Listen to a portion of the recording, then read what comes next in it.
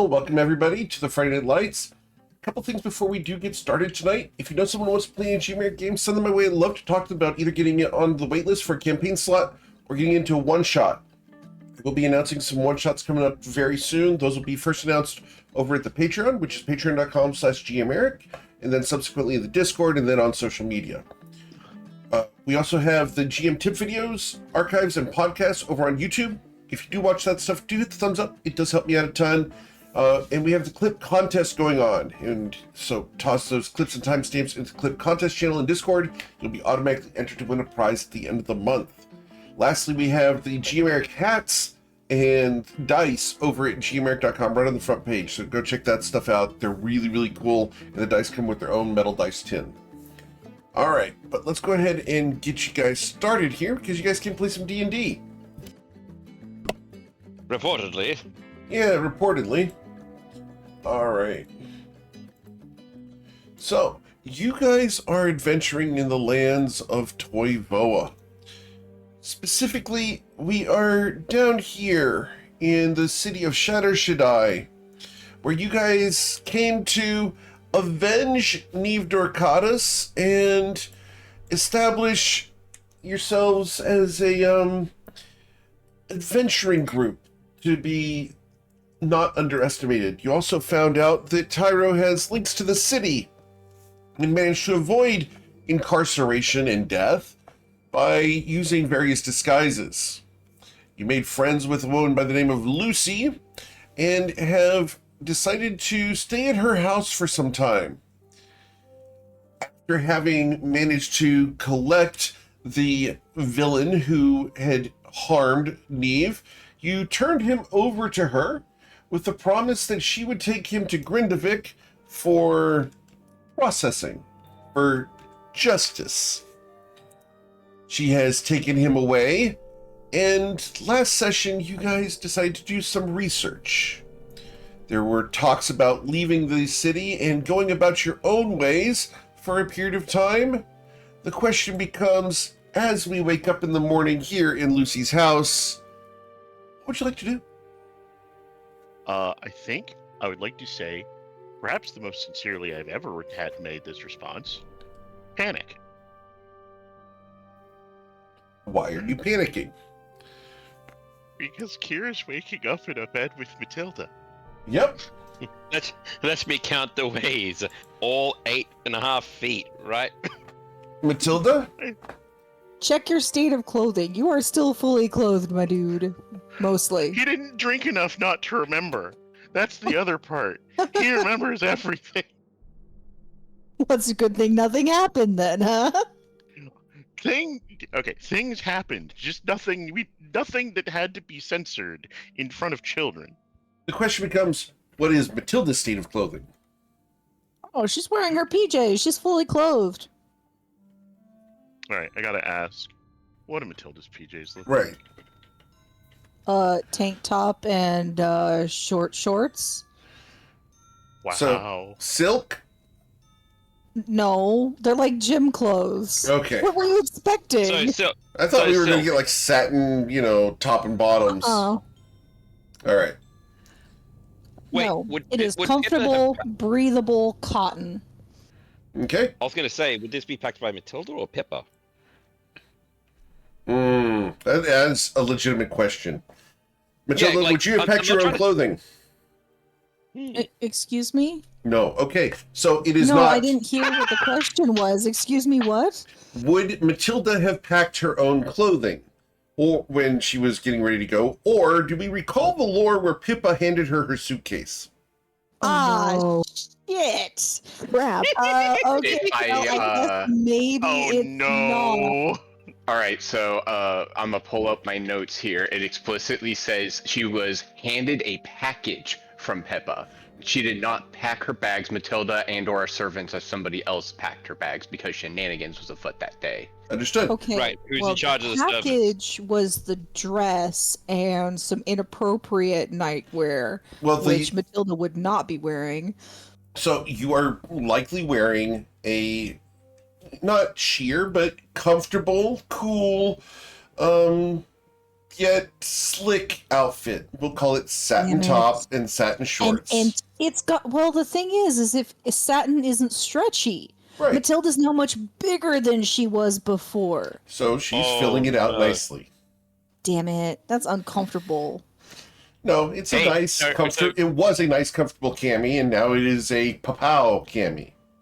Good Can for I, you. can I, can I ask though? Does this mean that Kira's got front row seats to the early morning bakery to get all that cake?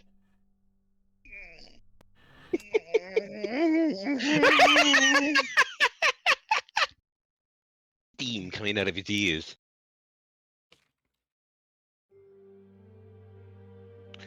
Like, I was wowing at the tank top and shorts, man.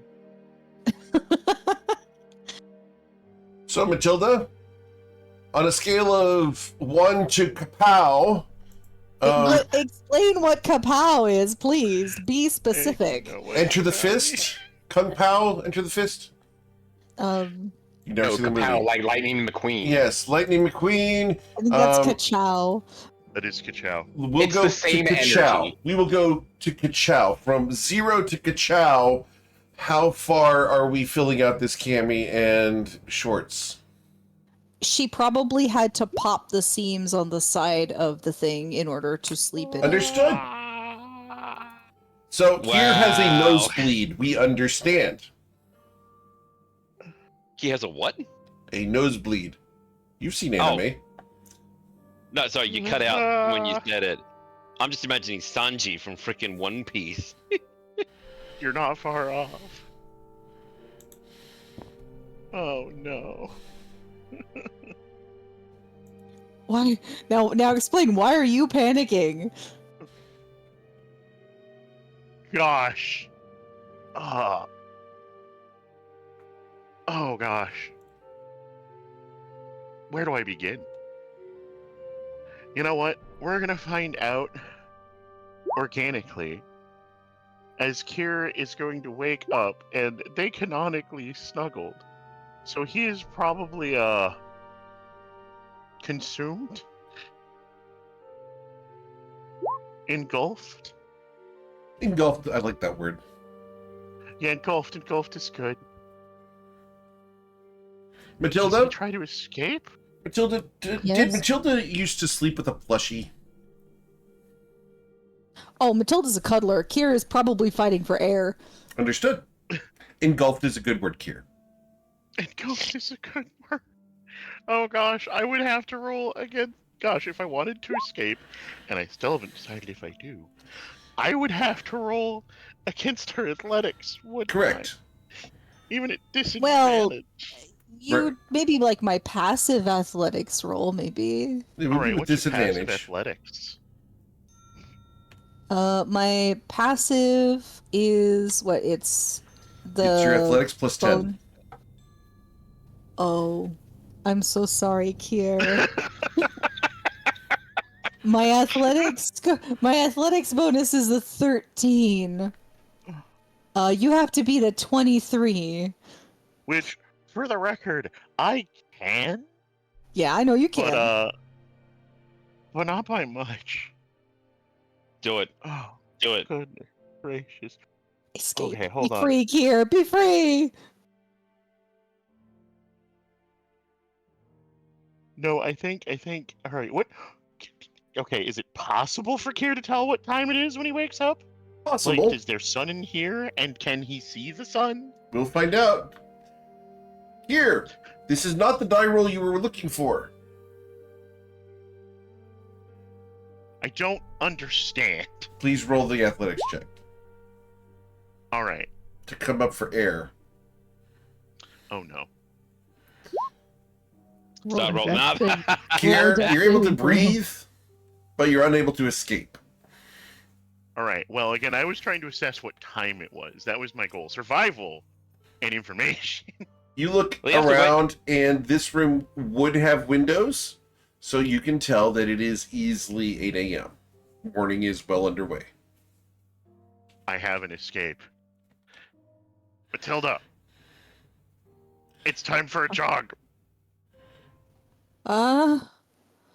Oh, Your morning routine. yeah.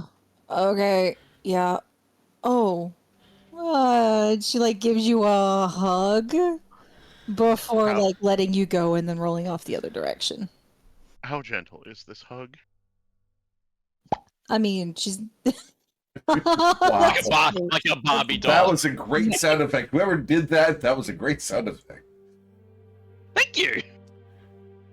Yeah, she's not gonna crush you, but it's nice firm hug. And then she's gonna let you go and roll off the other side and probably sit down for a second and clutch her head because she did not drink enough water last night.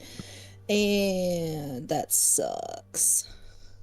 Kier is going to shake the feeling back into all of his limbs.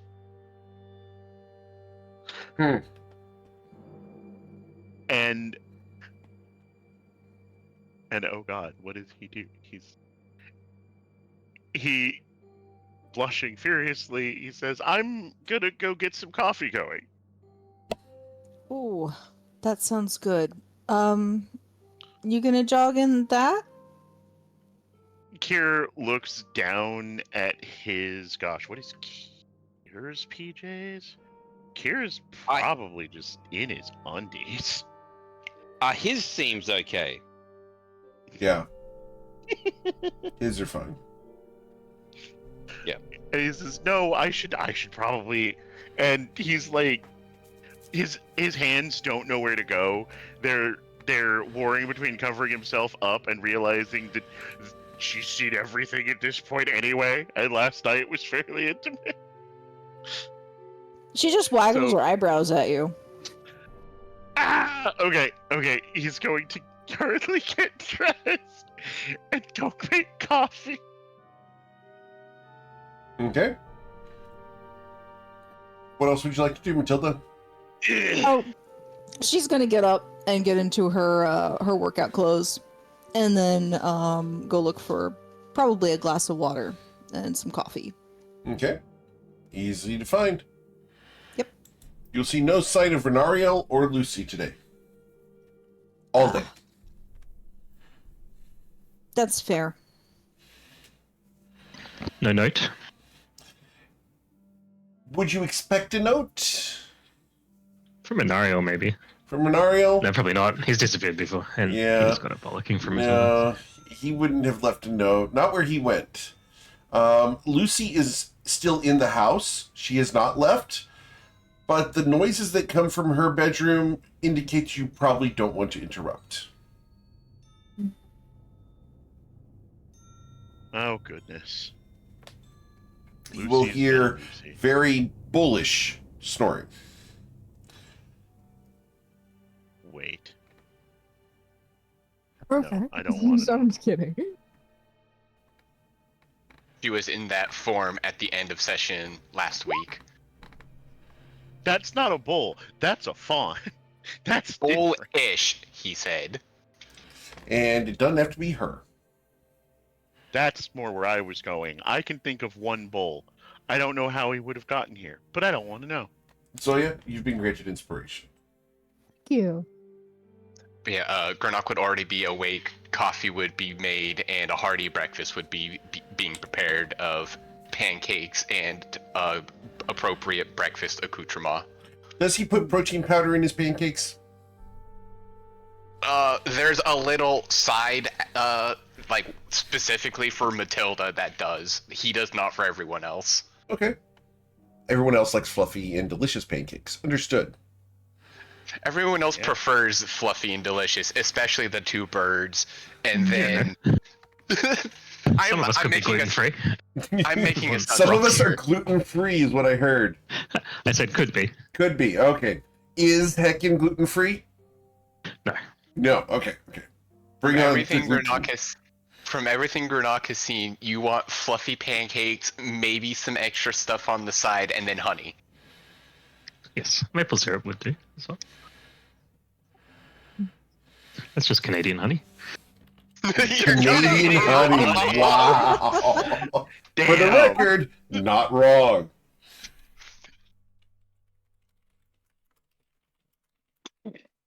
So Heckin Zoe's is still gonna- snoring on the floor of her room. Okay. Oh, Zoe's Zoe's room. gonna blink awake, her wings sprawled out over the floor as she's laying on top of Heckin, and she slowly rolls off and just lays there for a few moments.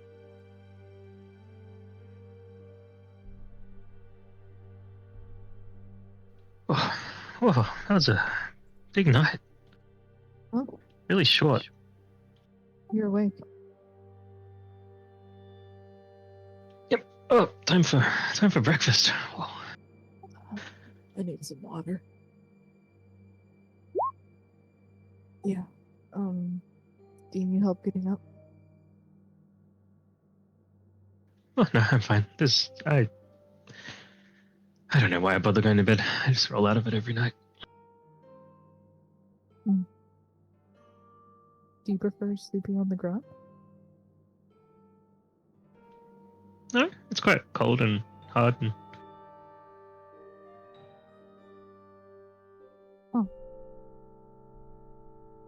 Why do you roll off of the bed, Tim? I don't know. I just move about during the night. Too much energy, maybe. Maybe. I mean, yeah, you're right about breakfast. That's a good idea. And she swings her cloak on around her wings, and she slides them through the little holes in the back. All right. Yeah. I think I'm ready. Heckin is still in full safari suit and gets up, straightens it out, and walks out the door. Zoe follows Still behind convinced her. out of it. All right, so you guys come out and see that pancakes have been made. Pancake.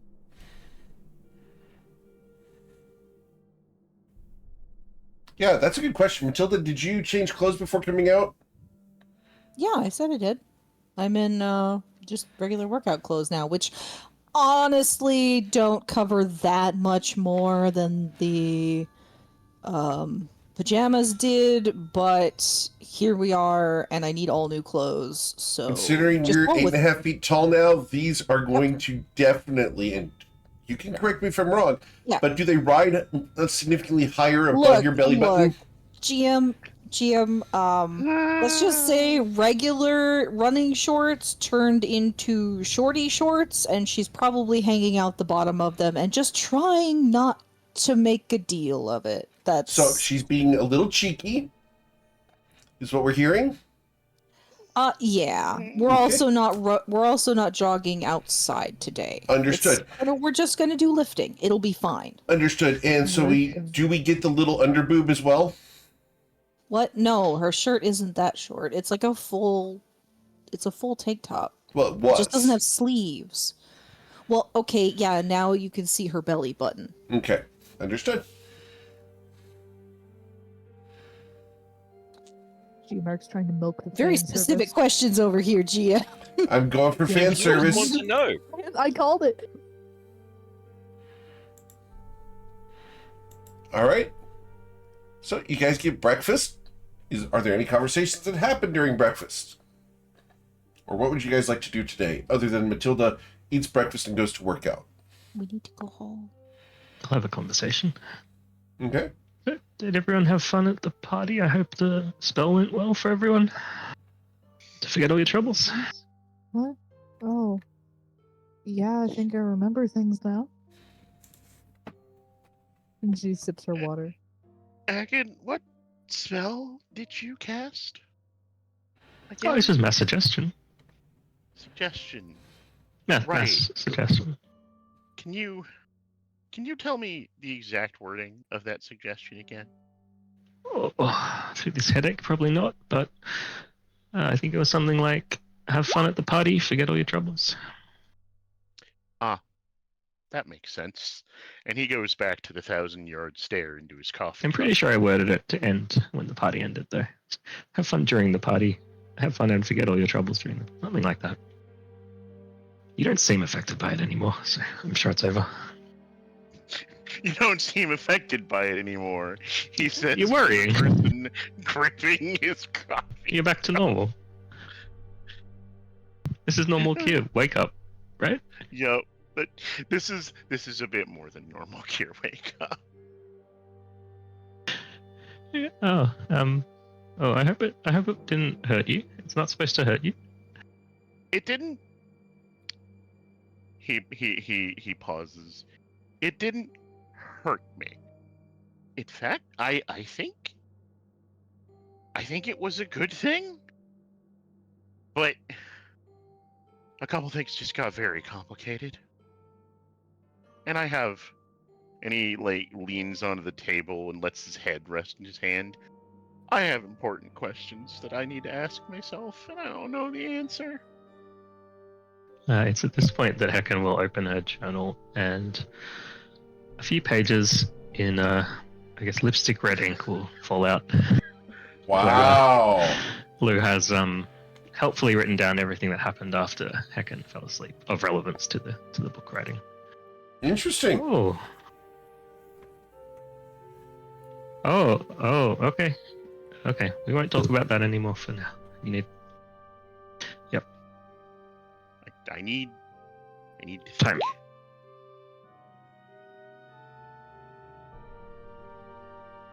But thank you, Hecken. It was very relaxing.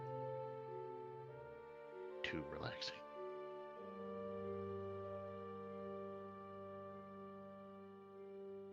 By the end of breakfast, Kier will look much more normally high-strung.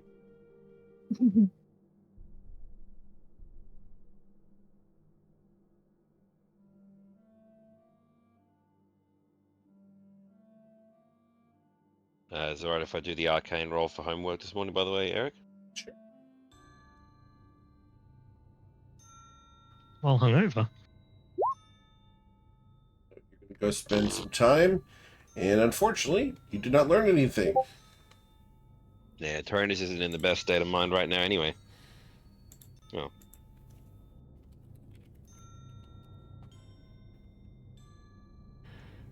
Should probably be late out, if anything. Probably as people are finishing up breakfast, they'll finally pop in. You're like, oh, hey guys. Nice work, buddy. And he just pats Kier on the shoulder as he walks past. Uh-huh.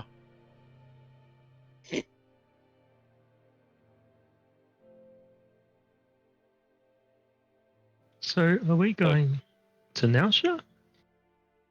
That was the plan. That's the plan. And I can't be seen here.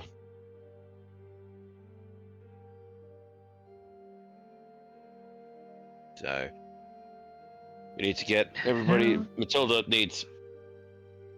He looks over at Matilda. I think you just need to get. I think Matilda just needs to go back home and see Pippa get her new clothes or something as well.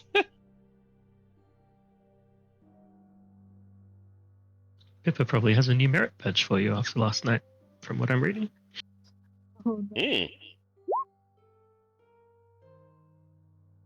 So how do we get to... I mean, I can fly, but how do the rest of you get to Nausea? Oh, teleport. We came came with here the teleport through circle. They Oh, go sorry. both ways? Sorry. I was pretty much going to say exactly what Tyler said. Sorry, I just got to tweak his volume. Yeah, she got quiet again. Yeah, I think I know why. she started muttering to herself. Oh, okay. Right. Alright. So yeah, teleporting circles can go both ways. You just need to... Second pick. Hmm? Nothing.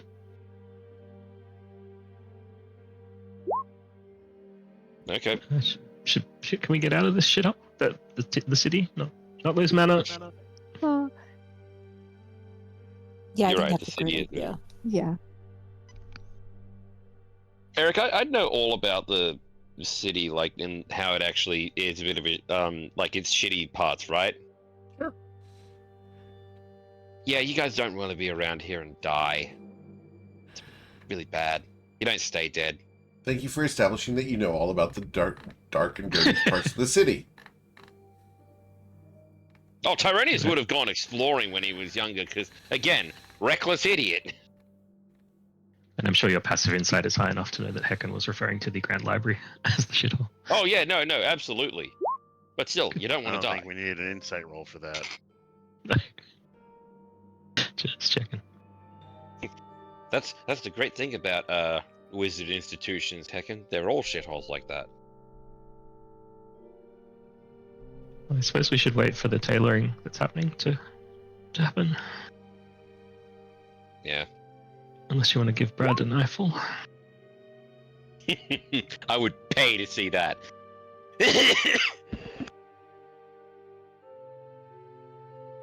He probably So- wouldn't care. No, He might. he'd probably run past, stop for half a second, and then keep going. Which for him would be Disappear an into eternity. his time warp kitchen. All right. Well, I guess I could just say that happens and stuff, and everybody can figure out what they want to take care of before we leave, or we can just hand wavy it, I suppose. We could hand wave most of it, but it's like I would still realistically, quote unquote, need the hour of in-game time to do the rolls to do the thing. Oh, Tyrannus is gonna Tyrannus is gonna check something. Then he's gonna if- pull out. I was gonna say if everybody else wants to think of something else they want to do over an hour or something, do that as well. Go ahead, Tyro. Yep, I got something. Tyrannus is going to cast Scrying on the not the quote adopted parent, but one of the adopted siblings, and go for the youngest, the one who is supposedly his the youngest brother. And so he's going to sit in, not a open space, but place with a flat-ish wall, and hold up the scrying focus, Okay. and then cast the spell. Realize that it's a little flickery, and he's going to smack it twice against his palm, just to make sure it's working properly. Apparently, it needs to wake up and start projecting. Okay. So who are we doing this on? This is on the. I'm trying to go through the names. Hang on, trying to get my notes, but they're not popping up. I have it. Why are you? Yeah, his youngest brother. What was the name of it? Because I got. Ah, shit. If he doesn't remember, it's too bad. No. No.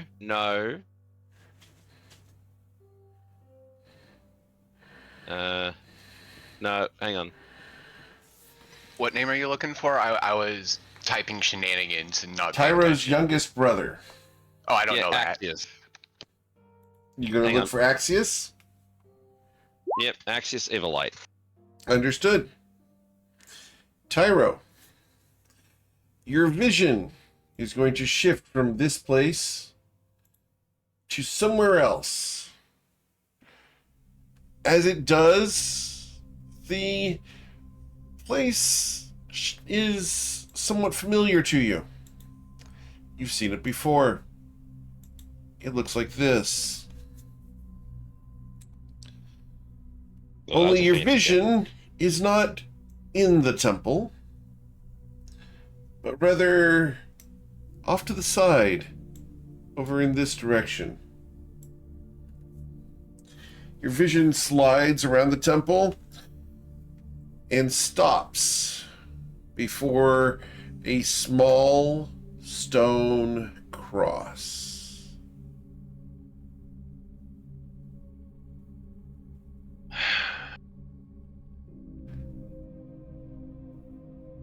Damn it.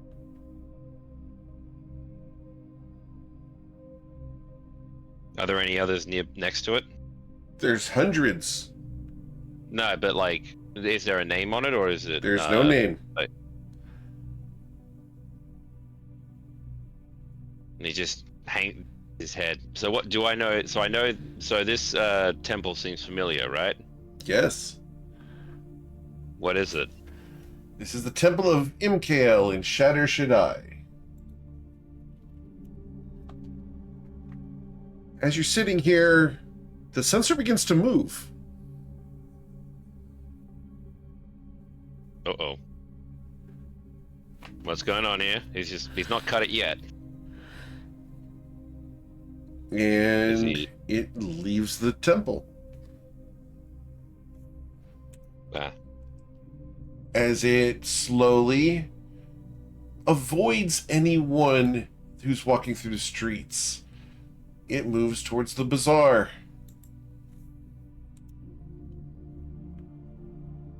It's picking out the alleyways where there's no obstructions, where people barely are.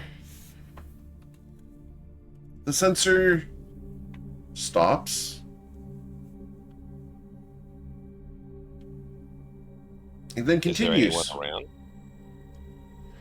You don't see anyone that this sensor is following. And after 10 minutes of this sneaking through the city, the sensor will stop functioning. Can I roll a check to see if... Okay. Tyrannus is going to cast Sending to Axius.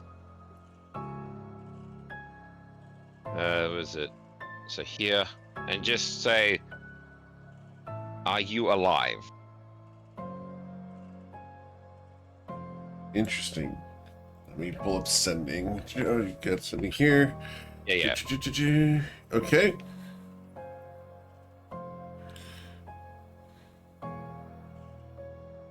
Go away. Don't want to talk to you. It's safe. Leave me alone.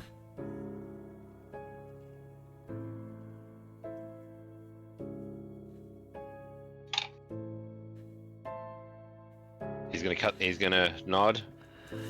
No one can see you nod except for the people in your house. Yeah. He's going to nod to himself. Like, I didn't say nod to that, but just. All right. All right, and then to check in with the others. All right, is Matilda in her own? What do you call it? Has Matilda got her dress altered yet? Only been 10 minutes. Yeah. Yeah, he's just gonna keep going through his spell book and rechecking his work. All right. Kier, what are you up to today? Here is doing some soul searching, doing some planning, doing a lot of thinking. He's Kier? gotten a second coffee and some pancakes. You yourself and I. Involuntarily, Kier, occasionally you're going to get visions in your head of last night. Boy. Of course I am.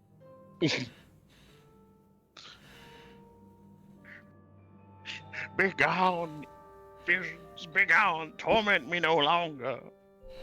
Oh no, Vietnam-style flashbacks of quote conversation. That's pretty accurate, but without the quotes. A word has been coined in the chat of Kier Tilda. Here, no, there's a ship day. Congratulations, you've got the ship. Oh, Does don't that make me person start in chat- shipping. Does that Don't person in make me chat start- want to take my spot in the campaign? I should have got to that first. We only got enough room for one shipper on this ship. I Makir, don't think the that's how match shippers Makir. work. All right. So what's the plan for today, guys? You guys get your a little bit of clothing that is all set. Anything else you'd like to do? I think we're ready to head out because we have, well, all but one of us have a vacation to take. All right. So as you guys pack up your stuff, anything you want to do before heading out? One thing I was gonna ask about. One more thing. Would Lucy have a book I could touch, like a Wi-Fi signal, like I did with Covet? She does not have that.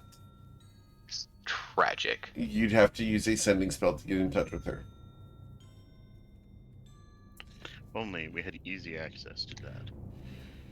You know, I don't. So it's like, all right, maybe I can find a way to find my own. But nope, apparently the answer's no. So all right, nope, that's it. Yeah. All right.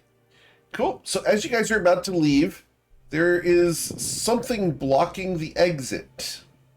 Is it Lou? Uh-oh.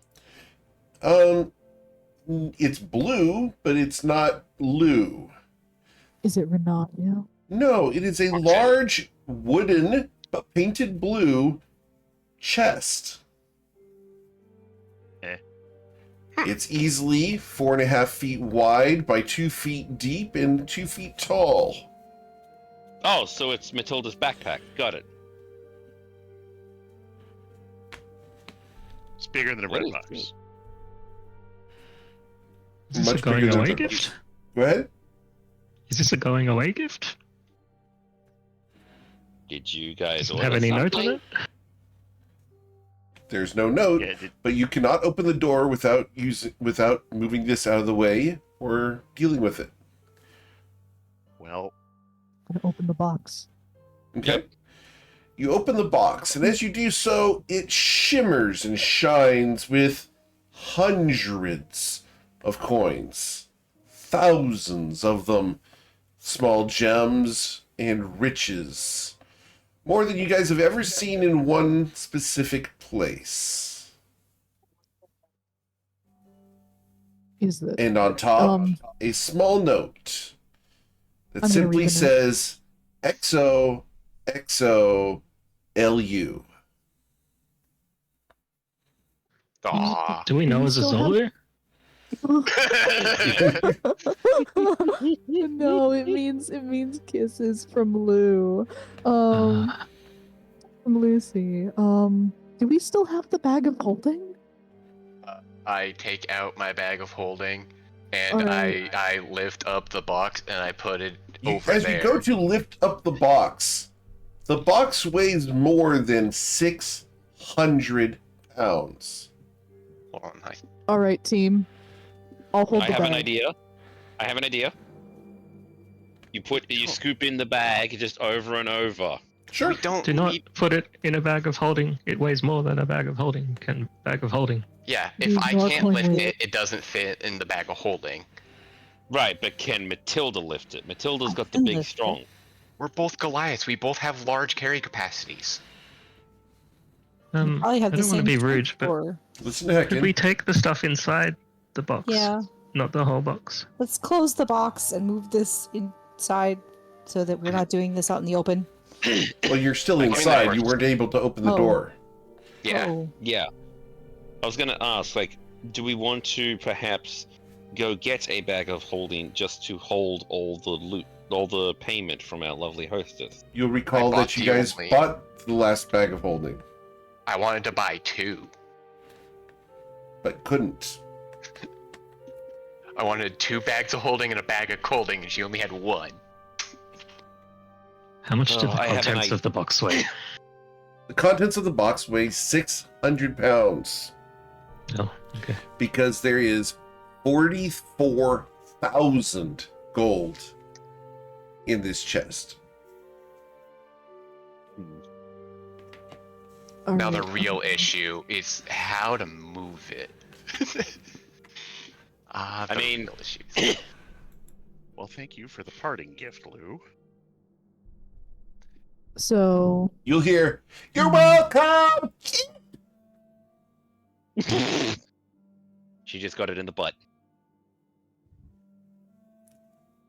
The goose, by the way. Anyway. Define problem even to get 4. Yes, Luke continues to yes. All right. Do you have enough bags for this, Granak? I have 2 completely empty chests. Okay, we can at least divvy it up. How much does a chest hold? How big's the chest? I deleted them off my character sheet because they were just in the bag of holding. Okay, so if we You divvied it fool! up, it would be about 7,333 gold per person. 3,333, 33 silver, and 33 copper pieces. That's a I lot. had a, How much I had did you a- say? I said No. it would if we How much did divvied it weigh? How much did it 600 weigh? Oh, pounds. 600. I think you can just lift the whole chest and take it with you. Yeah. Yeah. us, you know, people walking through with giant chests isn't exactly unknown. Well, unheard It'll- of, so. It'll Well, be that's between just two Matilda and Goliaths. Granik. That's, sorry. Yeah, That's a Goliath joke. that's what. Oh. Anyway, We Let's go, let's never grab it. have a weight problem. The two Goliaths look at it and laugh. okay, you say that, I am just here, I can just picture Eric going, challenge accepted. He could have given it to us in copper pieces. But he didn't. I think back when we had Gur, our group might have had the record for most net carrying capacity in a GM Eric game. That You are did. damn near approaching it. Alright, let's grab the chest and go then, guys. Go home.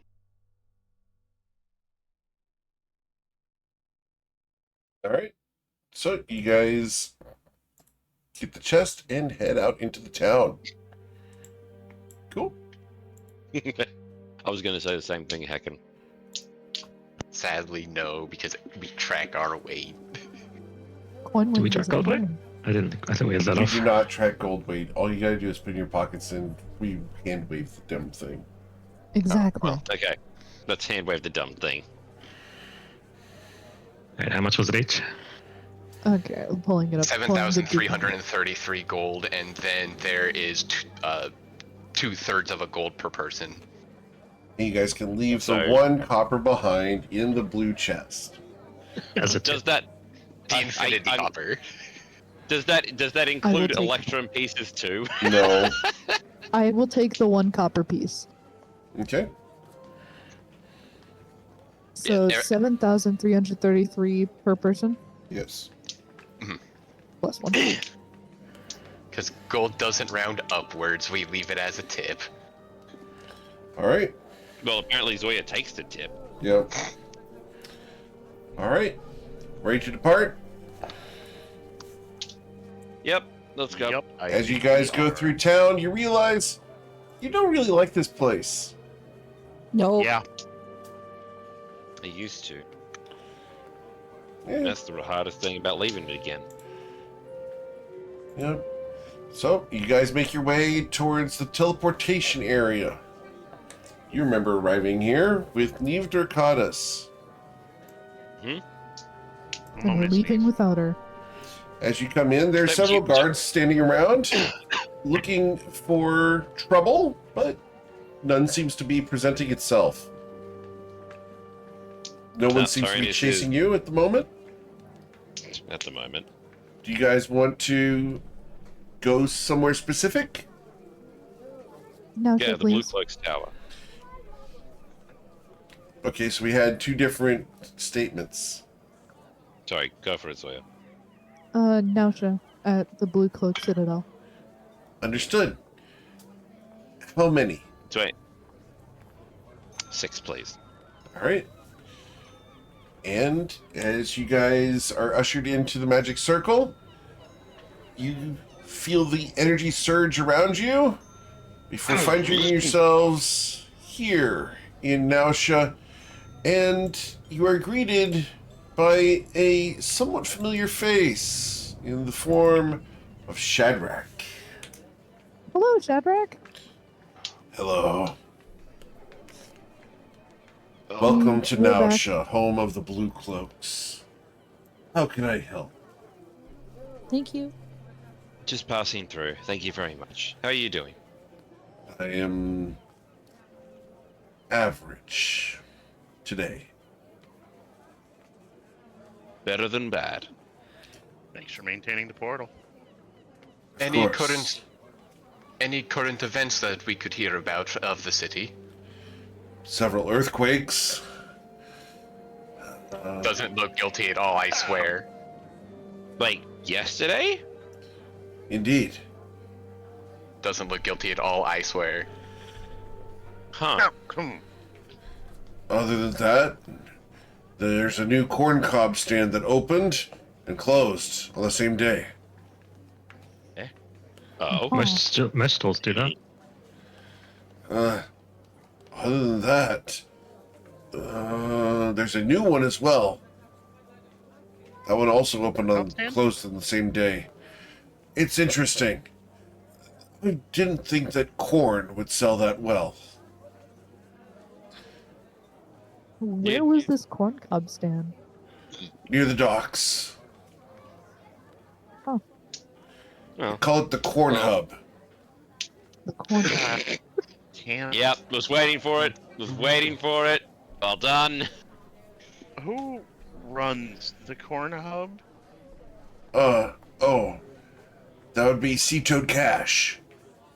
Wait, sea toad catch? That's right.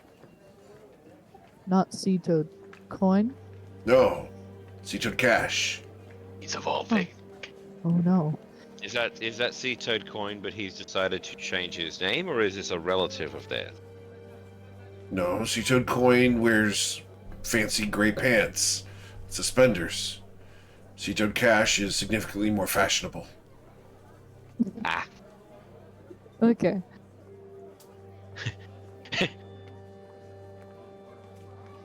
Oh, I had Cash was going out of fashion. Hey. He looks at you and narrows his eyes. Cash never goes out of fashion. Cash is king. Yeah. No. I do the secret signal. Veer Sadiq is king. Matilda, Oh, you okay. need to get some. Matilda, Yeah, you need to get some please. new armor. Also,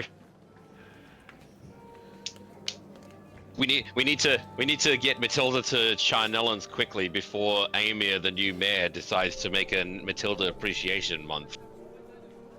She's Good in idea. appropriate attire now. Yeah, look, Granok made me a nice tunic. Yeah, but we gotta get you some armor. That we gotta edit your armor. Fit. And also check in with Leslie about things. Looking at Granok. We have 101 little things to do. Thank you very much for your time. Of course. Please make room for the next teleportation. Yeah, I guess we have been hogging the gears already moving out.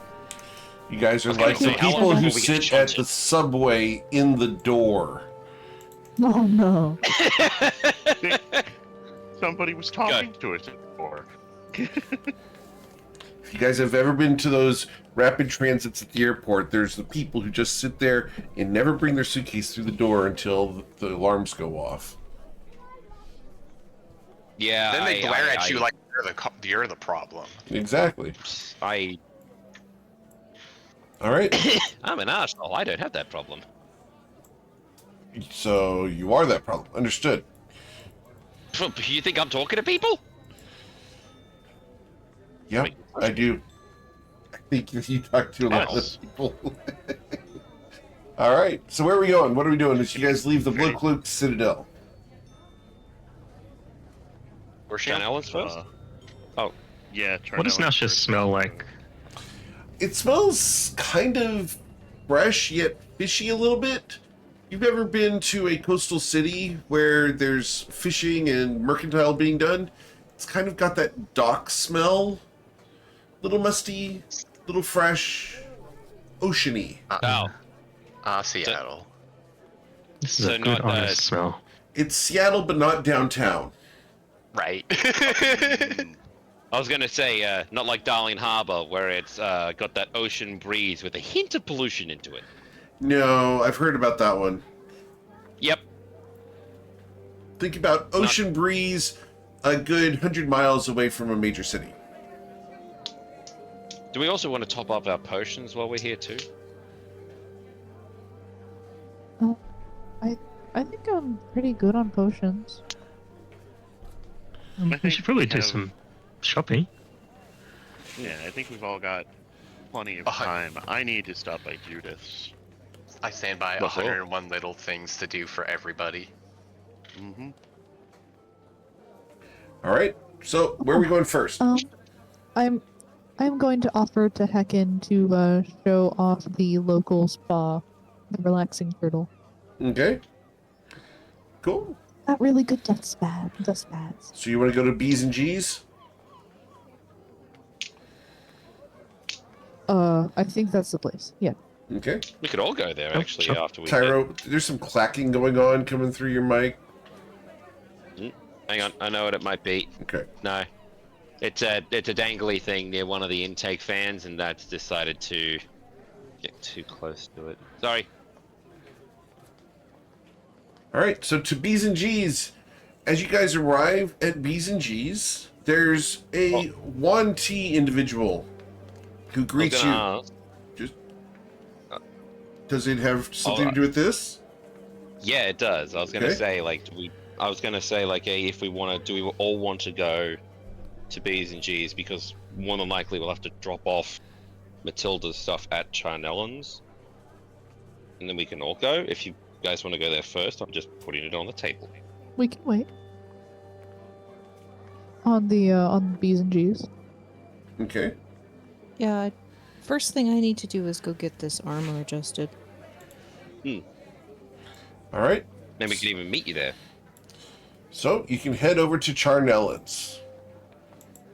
As you come up, Charnellan's having a very quiet day. He's sitting out front and he's eating a sandwich. It's easily a 4-inch thick pastrami sandwich with mayonnaise and sauerkraut.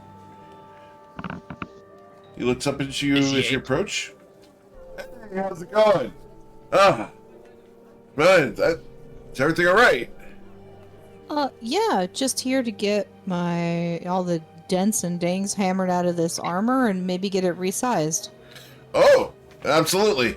Have you grown? Yeah, it was kind of sudden, and I grew straight out of the armor. Well, glad you got it at Charnellan's, because we can do adjustments and alterations free of charge. Oh, thank goodness. Here. And she'll start, unloading the pieces onto a table or something. Oh, appreciate that. I remember this suit. This was just a couple months ago. Yeah, absolute lifesaver, thank you. I wouldn't want to get it readjusted by anybody else. We actually traveled across the continent to come back here. Well, I appreciate that. Remember, you get your armor altered at Charnellan's. Charnellan's. That's right. Hey, Lotley! Got some friends of yours here. Coming out from behind, Lotley comes out. She smiles and begins coming up to Matilda. Is it all right if I measure? Absolutely. And she'll put her arms out and... She pointedly does not look at Kier, but actively measures Matilda and does not take any reservations as far as her positioning or her sway as she is measuring Matilda. Okay. Matilda, you are measured, and she will write everything down. It's probably going to take us a better part of the day to get it fixed. Is that all right? Yeah, that's all right. We'll be in town. All right. You're not attached to any of the leather bits, are you? Because we're going to have to cut No, them out. not particularly. Yeah. I'm looking for sturdy, life-saving armor. Of course. We'll do a refit. It'll be just fine. I trust you guys. You guys are the best. Thank you. That's right.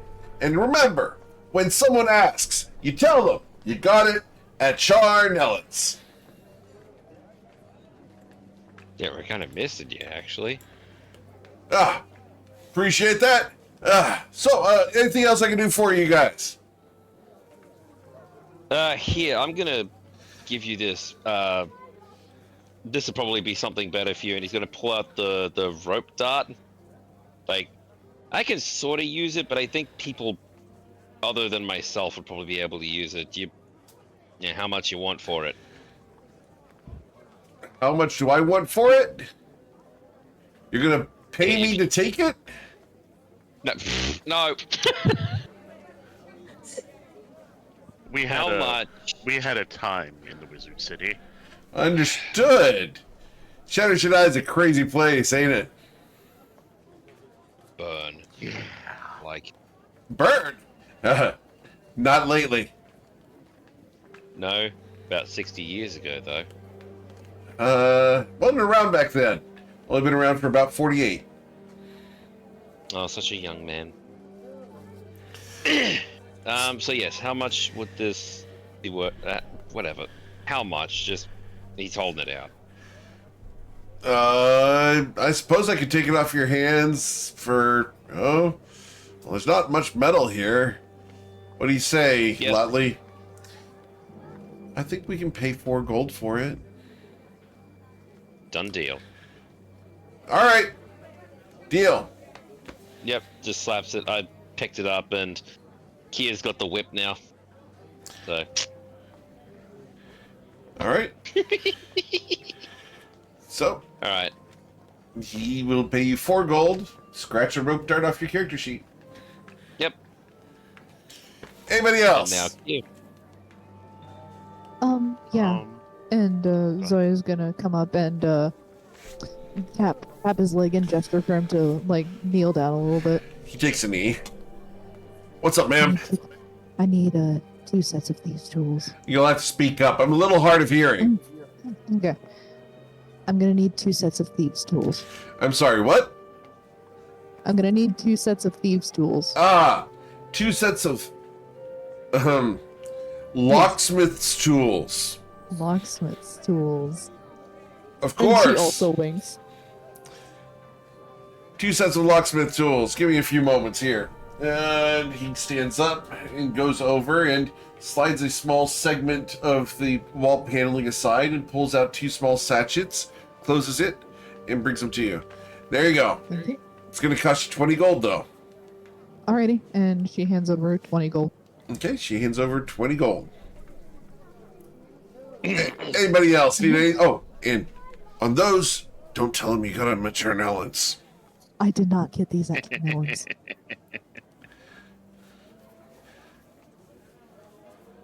Anybody go else find- need anything? I went to go find Gur because he made me a hat. Okay, you can easily go find Gur. Gur is currently in the leatherworking shop wearing a top hat and a leather vest. Gur! And I'll Papa! kneel down and give him a big hug. What you up to, Papa? We just got back from the other side of the world. Oh, the world has sides? Everything has a side. But what? I don't understand. How is there another side?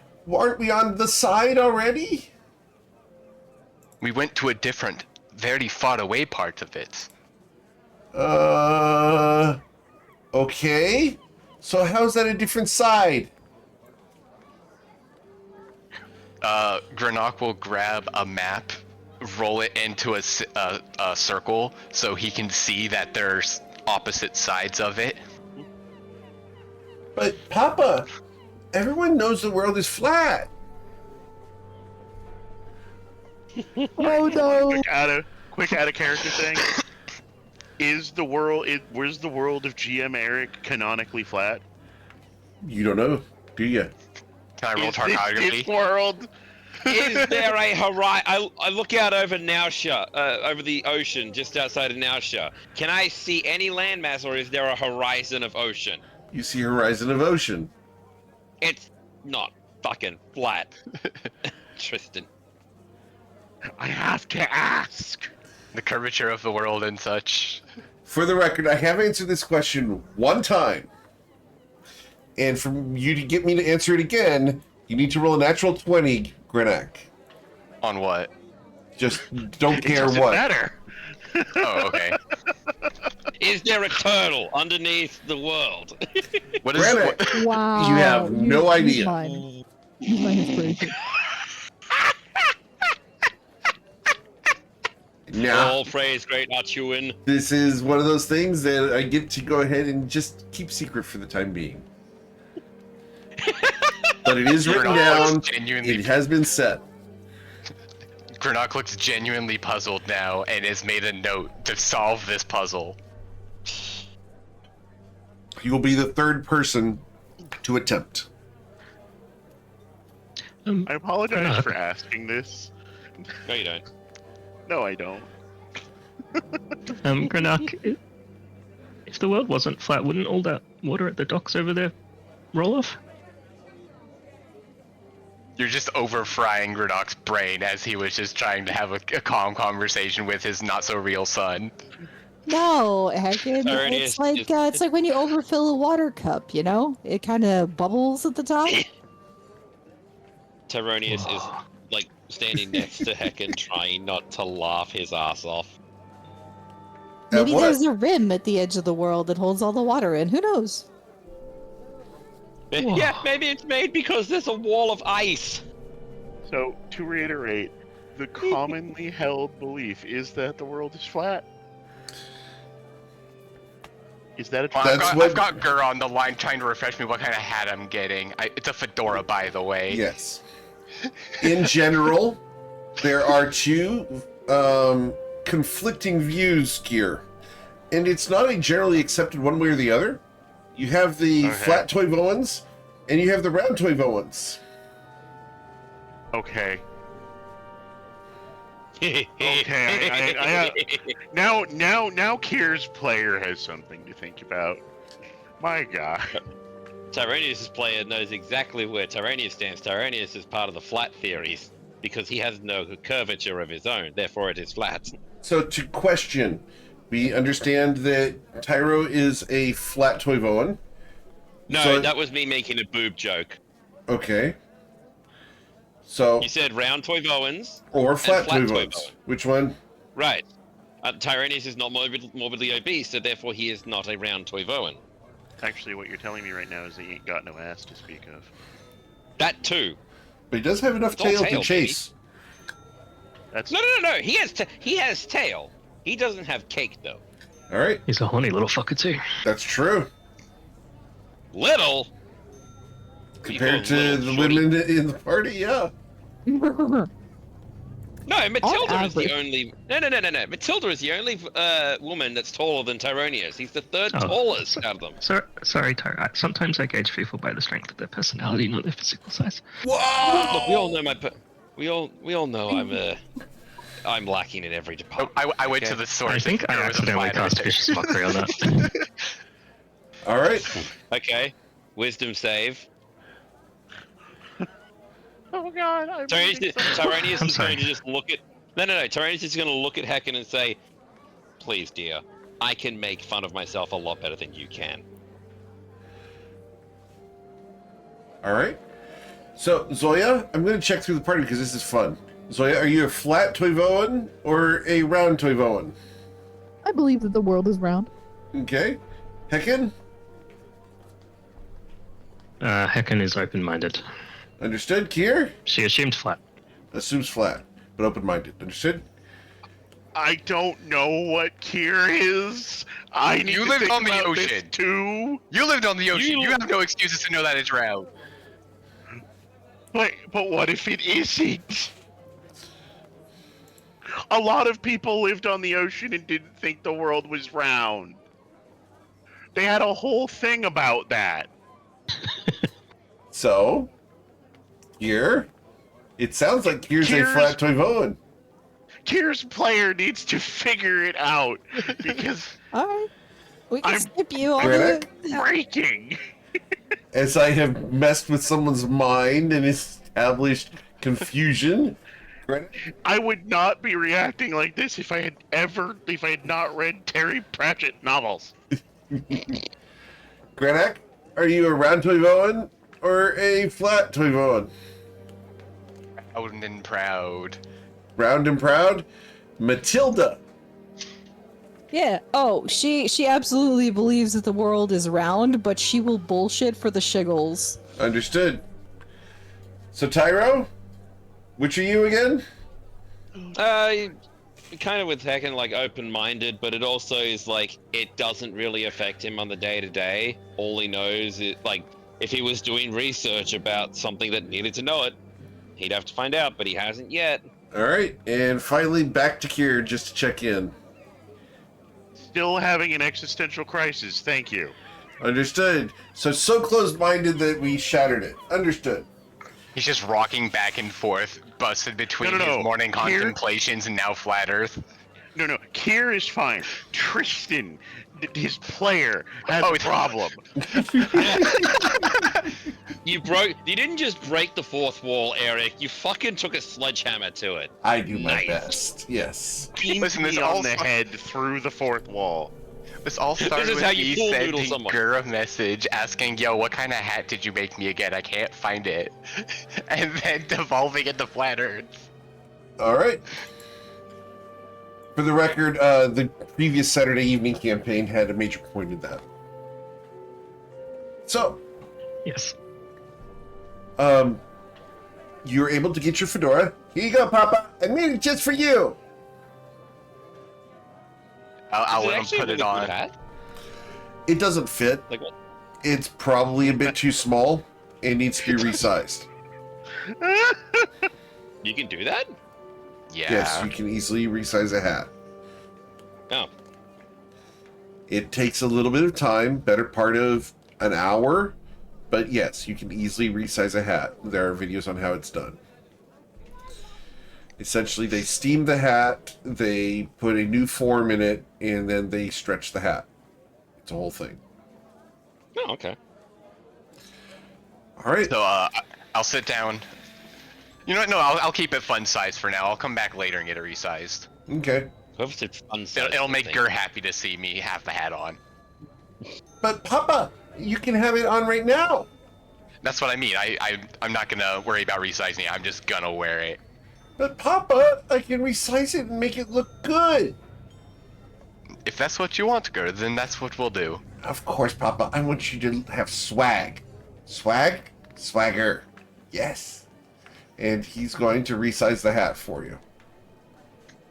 We'll look at Watley and have the eyes of, did you teach him that word? And then Gur's going to look at you.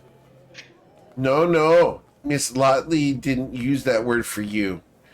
She used that word for someone else. Says that he's got so much that he's going to fall over.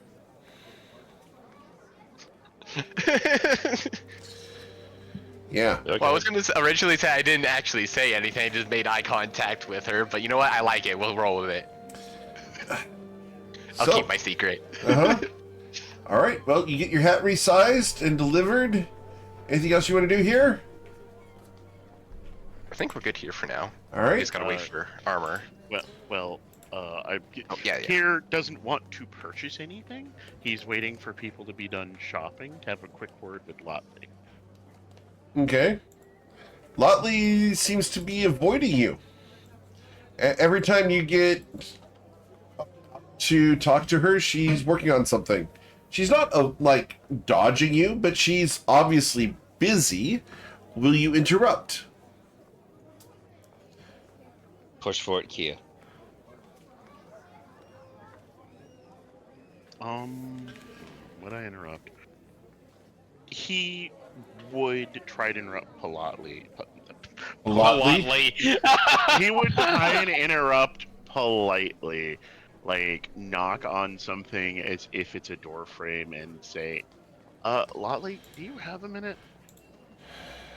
I'm kind of busy here. Oh, what do you need? He takes in a breath and just says, we're in town again, but I'm gonna be leaving pretty soon again, and I might not be coming back. She brushes a strand of hair, pins it behind her ear.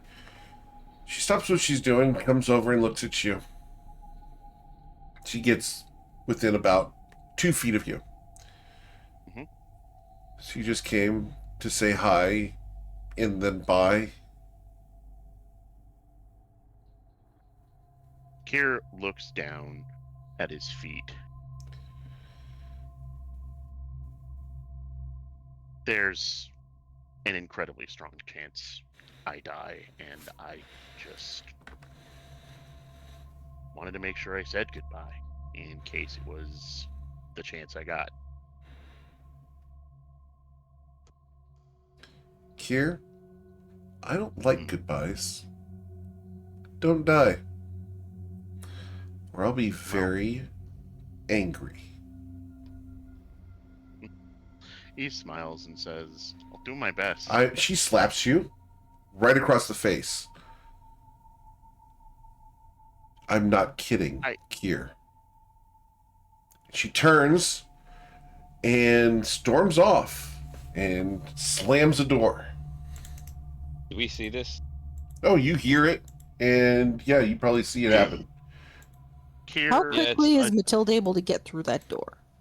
No, Tyrannus is going to try and stop him. Like, listen, hey, Matilda, settle. Like, what is Matilda doing? It depends on how far away, how far away she was from Kier and. You're probably 40 feet away. Oh, she starts stalking that way. Right, and is Tyrannus probably stopped by Tyronius. Yeah, like Kier Tyrannus will move trying to be. far path too, if that becomes a problem. Like you stay back, okay? You, little man, Yep. sit down. Matilda, Sitting down. stop. Okay. Why do you think she slapped him? Matilda is going to look at you, put her hands on either side of the outside, like either side of your biceps, on the outside of your arms, pick you up, move you 90 degrees to the right, put you down, and then she's going to go check your face. Okay. Lightly in your neck. So she comes for Kier. Yes. Though it's probably not obvious at first. Yeah, Kier will move to, like, bar your path. Oh, okay, well that's perfect. That's put your face in grabbing range. Yeah, last time one of the party members got slapped by a woman, you killed that woman. That did happen. Sadly, we had to retcon the killing part because, But Hilda, what are you doing? Yeah. Well, checking to see if Kier's face is bruised. Do you punch him? I mean... No, I'm checking. Oh, you're checking him? There's definitely a... Well, he's bluish, so a purple handprint that goes probably from the bottom of his chin all the way up to the side of his ear and right across to his temple. Okay, she didn't cover the ear with her palm. Damn. Good. Are you okay?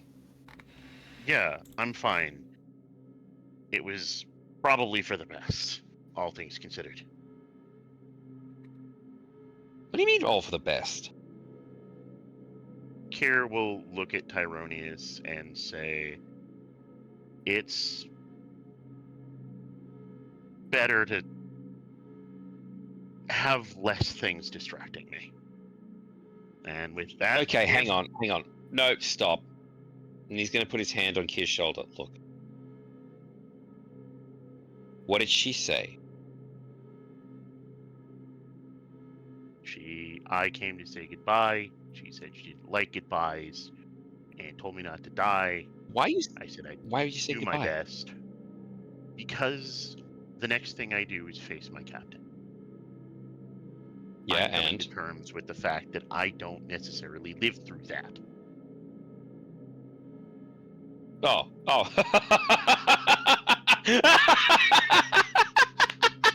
Oh, buddy! I lived through my bullshit. You're living through your bullshit, whether you want to or not. It's Remember. the plan. Yes. And then he's looking right at Matilda. You gonna let him die? She just glares at you like that is an abominable idea. You see that reaction? You see? So you have, and he grabs Kier by the shoulder, like leans down his head, puts it right next to his. You have biggest gigantus womaness. You have biggest slaps shit and it dies, pointing at Granak. You have little no be there and kills shitters, and he points to every party member. Oh, and Heckin, and you have Shippus Maximus, and you have Bullshittus Maximus. You are not dying.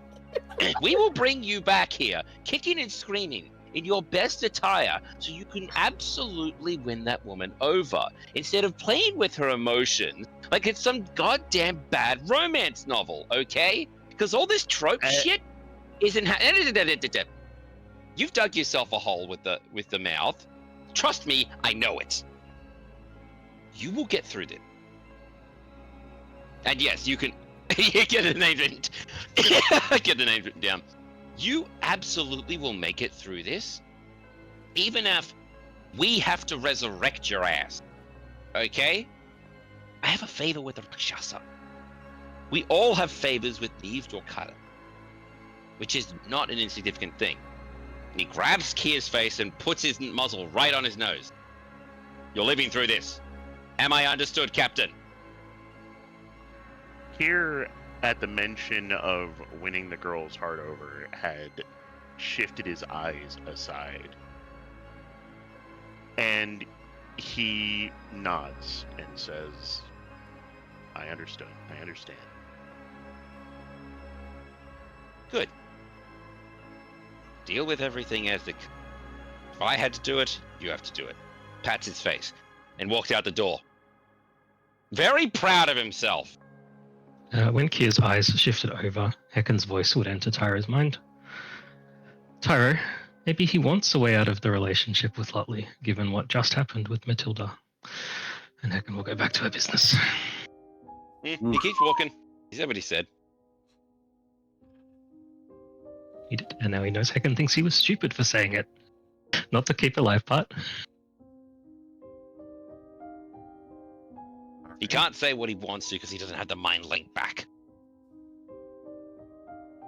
Or did you cast the mind link? No. Oh, wait, no, you Message. can respond to this. Oh, message. Okay. Yes. Tyrannus just goes, I know. I didn't say which girl, though.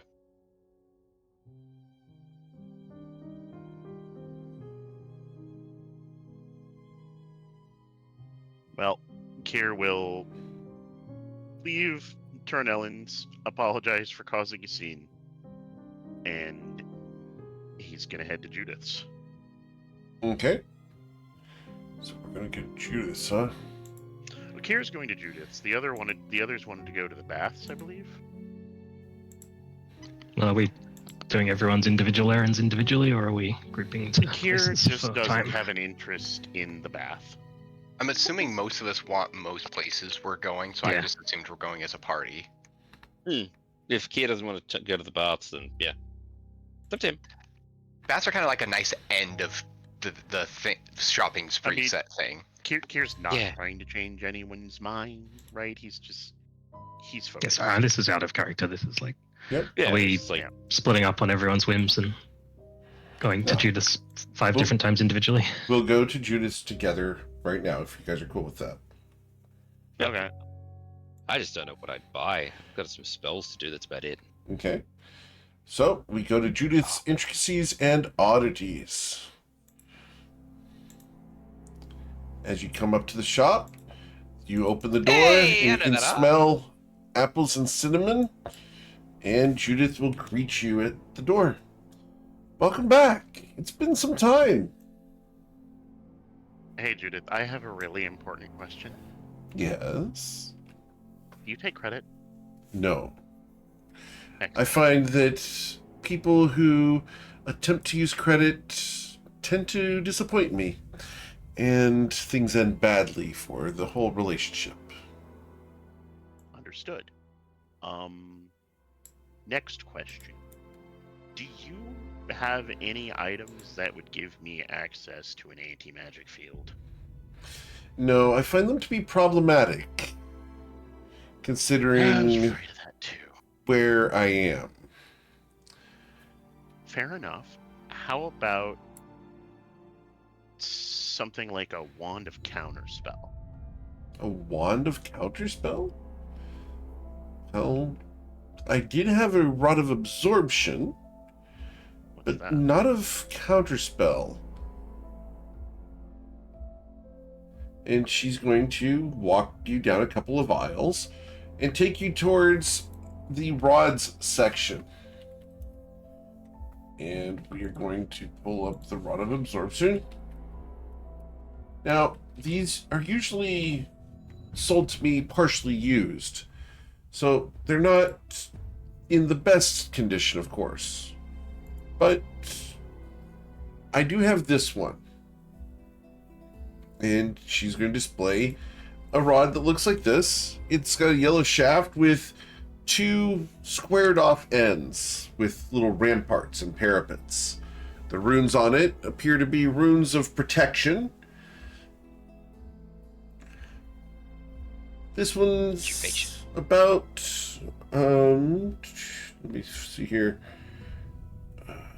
This one has, where was it? This one has been about 3/5 used. And what does it do? Oh, when you're targeted by a spell or magical effect, you can simply use your reaction to absorb it. Activating the rod, of course, you do have to have it in your hand. That is the catch. Okay. Your crossbow's one-handed. Well, your arcane, Yeah, it's a wand. totally It's not a gun. one-handed. All right. How much for it? Well, I could part with it for, considering it is used, 10,000 gold, I think, would be a fair number. Well, that's why I asked about credit first. I'll think about it. I'll help. I'll help you I'm if not- you want.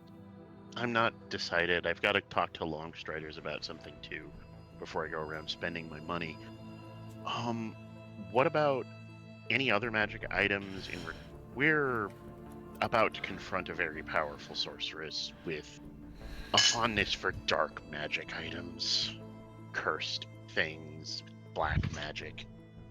Anything you might have in mind to help with that? She smiles kindly at you. Do you have an amulet of protection? I have, and he will double check what he's wearing right now. I have a ring of protection and a cloak of protection. Interesting. Oh. Let me pull it up, because I think it's necklace of protection.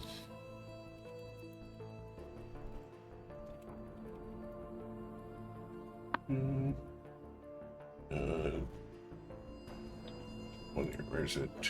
It's like protection. She would have the cloak, so you have the ring. There's You a have the scarab of protection that's 36,000 gold. You can't afford that. Yeah, you can't afford 10k. Yeah, she doesn't have anything that's really going to help you out here. Let's see. What? Trying to see if there's a luck stone, but that's 4,200 gold. I'll do some thinking about the rod. That seems like my best bet. But I Have you wanna check to see considered if, not facing a powerful sorceress that wants you dead? Kier grins very widely at her. A lot, actually. So I have to ask, Kier, why? Why? Yes. Why? What? Why confront the powerful sorceress that wants me dead? Yes. I don't want to be hunted anymore. And frankly, she needs to go down. What has she done that deserves, quote, going down? Well, he crosses his arms and thinks about that for a moment.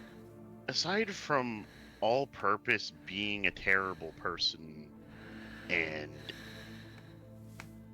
just being just a monstrous individual, remember that penchant for dark magic I mentioned? Yes. We did some scrying on her. And I'm trying to remember where I wrote this down.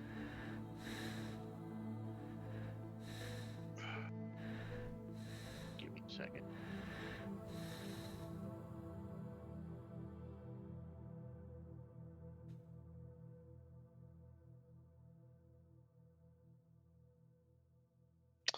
Gosh, my notes are awful, but she seems interested in taking control of a very powerful dragon, Interesting. and that won't end well for anybody. Anyone I know? Can I swear I took notes on this somewhere. Can we camera off me while I find my notes? Anyone want to do anything else while you're here, Judith? Hey, Judith. Yes, ma'am. Okay. Oh, Oh, sorry. no, go ahead. Go ahead, Hacken. Do you sell or do you know where I could find a scroll of anti-magic field? You may talk to that Mr. Verm, if he's back in town. He was gone for some time. Rumor has it he went to Bourbon to assist in the coup. That nice man with the library. Indeed. The Oh. man who works for the House of Flowers as an assassin. What? What? Did you not Perks know? up. Did you that. see? No, we didn't. Oh, We've been out of town for the last couple of weeks. That's new relevant information for us. oh yes. Blue What? Bonnet Verm is a master assassin and trainer of assassins. Wait, is What that is- why he's got dead flowers out the front of his place? They're not dead Used to. anymore. He's had them replanted. Yvrian tulips, I believe, is what they're referred to as. Near deadly upon contact. Eesh. Do you know what the going rate is for assassination of a sorceress ship captain? I do not, unfortunately. Okay. She smiles broadly at you. She survived at least one assassination that I know of. Huh? That was scrying number 2. Yep. Just All right, waves. I'm ready to continue my conversation with Judith. Okay. Anything else, Hacken? Hacken's done. No, just want to check on scrolls. Here. I don't know the name of the dragon, but she seems set on doing it, and I know that the items she's looking for do not spell good intentions. I do know those names. Which are? The Black Heart of Nalgor, the Eye of Azura, the Bloodstained Dagger of Ezerak, the Soulbind Chalice. She raises an eyebrow just a millimeter. That's all the cracking of her poker face that you're going to get out of her at the moment. Have I ever seen her crack her poker face before? Not inside of her shop. I see. I think that's the equivalent of like a gasp. Or I think it's a little more than that. Well, now that's a very interesting list. Do you know anything about those? She smiles at you. That probably wasn't an appropriate question. Yes, Kier. I do.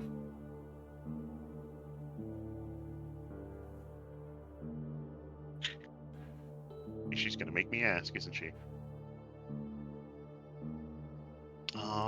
You're gonna Come on, make poke me the ask, dragon. aren't you? You can ask, but I am not obligated to answer, Kier. Fair. Some things are better left undisturbed. You understand? She begins walking back towards the front and gestures for you to follow. He'll follow, and keep in mind the earthquakes from the other day. Hey, Yes, no, it does. those people beans. I'm not. I'm keeping in mind. If she reads my mind, I can't keep secrets from her anyway. I felt You don't them, know she's- yes. Why? Ah, crap. So, to clarify, I didn't mention the earthquakes out loud. Right? Oh, I thought you was said. just I thought keeping you my- said that. No. I Okay. said I'll follow keeping the earthquakes that happened in mind. Oh, okay. In mind. Never mind. Disregard. She does Then not know that. Go ahead. And then I, out of character, made a sassy comment. Understood. She has not mentioned the earthquakes. So, I follow her as she leads me. So, who is this woman? Ashlyn DeLise, my old ship captain. Ashlyn DeLise was your captain. Yeah. You're with Oh. everyone now, right? Now, here. That's very interesting. Are you interested in some Scary word from tea? you. I think I should. Borges, bring the tea card out, please. And Judith is going to come out of her shop, and Borges will set up a small table and start serving tea. Is this up at the front with all of us? Yep. You're all welcome to share. After all, it is tea time. Gernok sits down, pulls out his Okay. book, tips his Okay. pen. Okay, look here. My mom has a tea cart. Literally does. Really? How Yes. common are these? She does, and it's fantastic. She wheels it out, and she's got like little tiny like teapots and like cafecito brewing things. Listen, I've It's so never great. seen a tea cart in person in my life. How common is this experience? Hey, Q, you never my went grand- into my garage when you dropped me off at my grandparents' house. We have one in there. That's- We have two in there. My grandmother has one. Okay. I will get a picture of the tea A tea cart. cart in this economy? All right. Apparently, this is a common experience, and I am the outlier. To be fair, Owen! to be Owen, fair, you I got built one, right? them. I do not have No, a tea that's- cart. Nor have I Well, ever we're seen getting one you in for person. Christmas. You know, to be fair, I built my own because I got tired of trying to move a bunch of stuff over to Grandma in her chair where she was oxygen bound. Fair. So I built a little cart to wheel everything to her, and she could use as a second table. So it's not really a tea card, it's just a card that happens to hold tea. Okay. I served tea in it. Tea cart. Yeah. All Same right. thing. I am getting a picture of the tea cart for you guys. Okay. All Awesome. right. So, they begin serving tea. So, a survivor of Ashland DeLise. Now that's interesting. Here. Interesting how. Well, it's unheard of. It doesn't happen. No one escapes Ashland DeLise. You understand? I do. She takes a sip of tea. She adds a sugar cube. Zaya also sips her tea straight. Kier puts like 3 sugar cubes in his and then sips. What kind of tea is this? That depends on what you picked. The one What you kind probably of teas picked are is a matcha. Ooh, okay. I want whatever Heckin is having because I trust her judgment. Heckin, what kind of tea are you having, and what did you put in it? I'm sorry, do you have a strong espresso? We had a bit of a party last night. She nods to Borges, who will go inside. Be right back. Tyrannus is just gonna have normal black tea with a little bit of milk and like pour sugar. Borges comes back after a couple moments, wielding a large magic item. And I'm going to get you guys a picture of this because it's kind of fun. It's a percolator of He's wielding No, magic. no, like this, just a second. I have to get the picture because it's great. Okay. Fast am I buying one is the real question. So Yeah, that's what I'm wondering. it looks like this. What the Can heck? we get it up on the main screen? There you go. It just loaded. Okay. Gotta scroll up and then scroll down a little bit. Ah, Wow. yes. The percolator of endless coffee. You're not far off. You're pretty close. Look, wow. I'm just going to assume that anybody who's how do I put this, suffused or drenched in magical equipment as Judith has an endless decanter of insert liquid here. Here's the magic item. It's called the decanter of endless coffee. Decanter Right, I lemon have- coffee. I have one real question. Who puts lemons in their coffee? Who is the heathen? What? No, I don't drink coffee. Heathen. Who is it? I don't drink. I will have to try it. I Apparently. will have to try it sometime. Don't. Okay. No. Not. Is going Do to it, take do it. an espresso from Bogus and Okay. then put some lemon and honey in it. Understood. I was gonna say, Uh, I'm assuming that the lemons are for a joke because, it's just a picture from the internet, but like, who puts lemons No. in coffee? dude, I am not doing that. No. I will have coffee, but not like that. No, put a little bit of salt in it. Apparently it works. All salt's different than a lemon. Y'all are No. disgusting. Why do you put salt in your coffee? You still should. Apparently, and again, I cannot drink coffee in real life, so I live vicariously through my character. Apparently it like alters the flavor in a not unpleasant way. It's just different. There we go. Tech Vikings got it. Salt takes the bitterness of coffee away.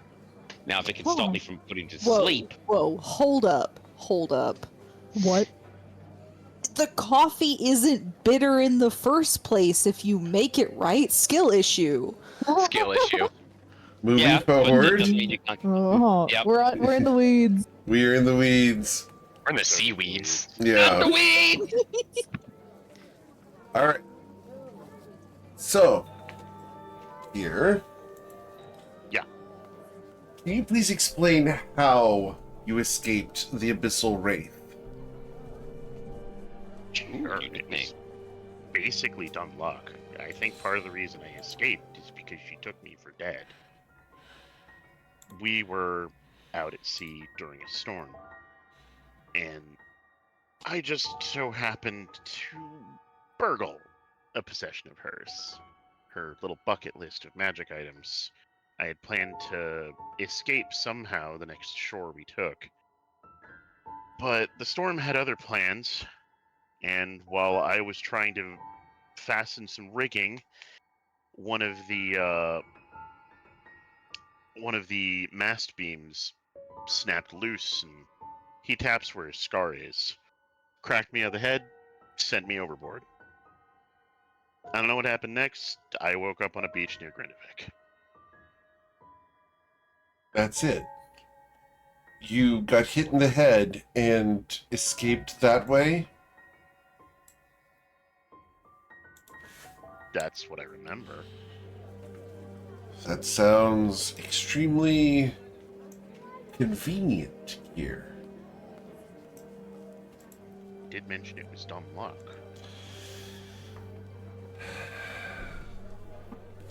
Well, I don't think your luck was dumb in this case, Kier. More fortuitous than anything else. I don't think I could have escaped without.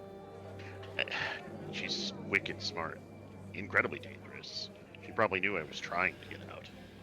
Is she smart enough to leave something available for you to steal and then have someone loosen a mast and knock you off the ship and then scry on you for some nefarious reason?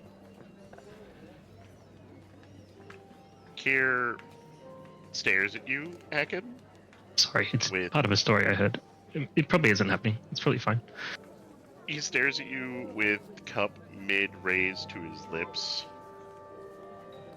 Frowns. I think she might be smart enough, but why? That doesn't feel right. That's not talking in character. I'm trying to sift through my notes and find the joint session we had. Because wasn't she specifically looking for you? Yeah, I've got a bounty poster. Like, I've been attacked.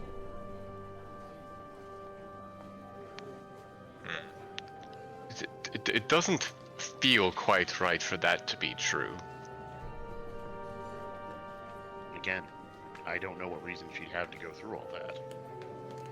So, you believe that Ashlyn DeLise has made a mistake.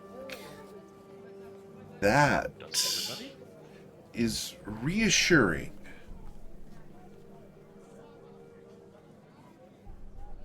Kier has a puzzled expression and says, "Why is that reassuring?" She smiles at you. It means that she's still fallible, Kier. Oh, If she's made one mistake, she can make another. that's kind of the idea, yeah. So what do you intend to do? Chase down Ashlyn DeLise and say, I challenge you to a duel? Die? No. Duels, no. I die. I die in that situation every time. I'm still working out a plan, but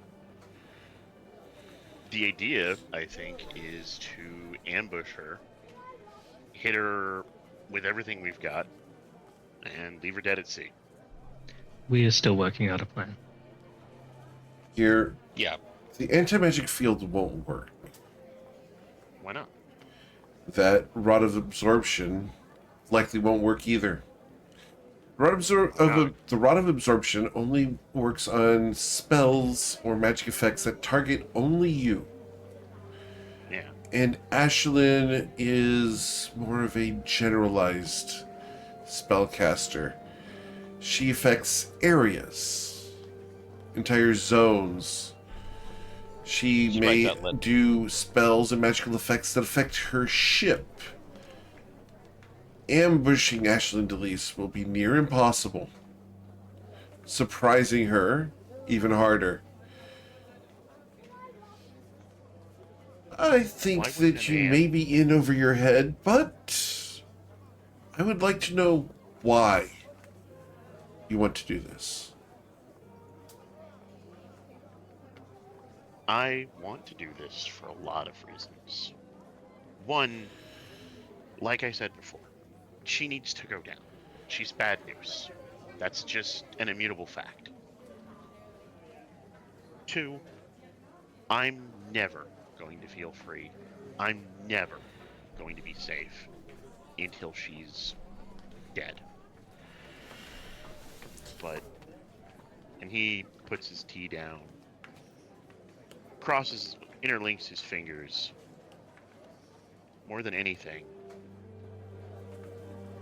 I feel like I need to be the one to take her down.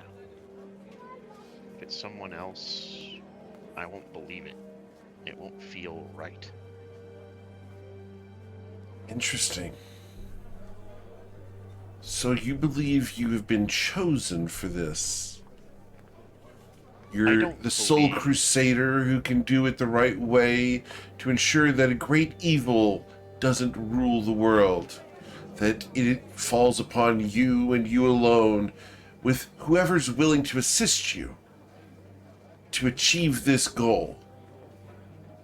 Kier frowns at that summarization and says, Judith, I don't believe in any of that.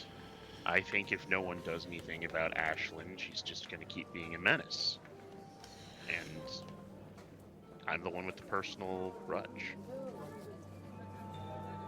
Interesting. See, I had not known that Ashlyn DeLise was a menace. Otherwise, I would not have allowed her into my shop 3 weeks ago. You what? That's news. She came into the shop Oh no. looking for a small trinket with legs. Oh, Matilda's head whips around and stares at Kier. Everybody's Like- sitting there, Clara. Can Zoya you looks at describe the Kier. trinket? She drew me a picture. It looks like this, and she will start drawing on a napkin using a pencil that she has in a small glove pocket. And she draws a very convincing rendition of Clara. Here stares at the picture, grim-faced. She knows. She knows what, Kier? She knows where her book is. This is not a book. It's deceptive like that. And he's going to pull out a collection of spare parts, make some space on the coffee table, and Tyrannus is going to cover any way that someone might spy on this, in case you do summon Clara. He was about to summon Clara, yes. Right. So Tyrannus is being the big yellow blocking thing. Judith raises an eyebrow at Tyro. Just Go ahead, we Kier. don't want to be. Yeah, he summons Clara, and from the parts, they begin to assemble themselves, some warping, some bending, others splitting into multiple pieces to become screws and bolts where needed, until, with the glass barrel being the last thing to attach itself, Clara stands with an ever so slight amount of motion on the coffee table. Oh. That's cute. I like it. Thanks. I'm still not sure how I did it. As a question, Kier, what has Ashlyn Delise done that earns your ire? Well, Why won't you First give she her pressed- this thing? what? What was the Why? last question? Why will you not give her what she's looking for and win your freedom? Well, She's she got has a no point. intention to let me be free. Like you said, no one escapes Ashlyn Delise. She press ganged me. Forced me Excuse into the me. crew. Give Yes. a second. Did you mention why you stole it in the first place?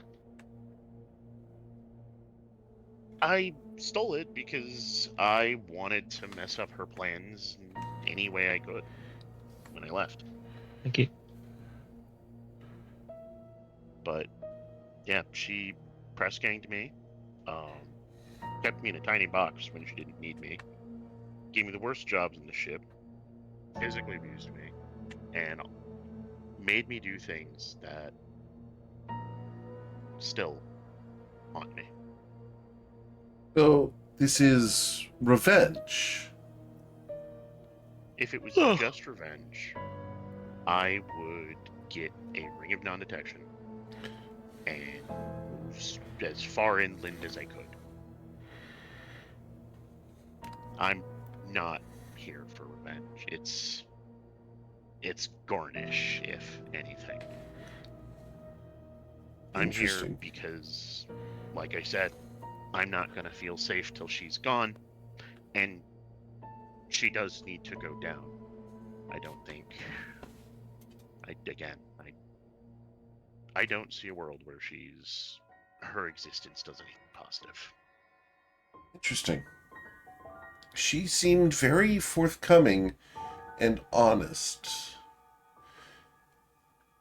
She said she was looking for this thing, and that she was willing to pay a significant sum of coins for it. I had to tell her that I had not seen it and did not have access to it. She told me that if I provided her with information about where to find it, she would be in touch, and I would get a significant amount of coins. Kier, are you interested in challenging Ashlyn Delise now? Because I can send a message and have her here in a reasonable amount of time, I'm sure. Kier's eyes widen, and the first thing out of his mouth is, I need more time to prepare. But you'd be willing to do that? Kier. You're a good customer. You spent gold in my shop. Ashland Elise has visited and not bought anything. There's a wise proverb from very, very long ago. It was coined by a individual, I forget his name, but I believe the name started with Q. The proverb goes something like this. Good customers are as rare as platinum. Treasure them. Thank you for laughing, Heckin, and thank you for getting the reference. I haven't seen it, but I know the character. That's a long walk. Worth it. Yes, it was Quark. It's Quark. Also, it's one of the things in my business plan, just for the record. What, to get yourself big Ferengi ears? No, literally, good customers are as are as rare Yep. as platinum. Treasure them. Oh yeah, Which rule of we've already GM seen acquisition you is do that? this. I forget which rule of acquisition that is, but in GM Eric land, I believe it's number 2. What's number 1? It Sorry. is treat people the way you would like to be treated.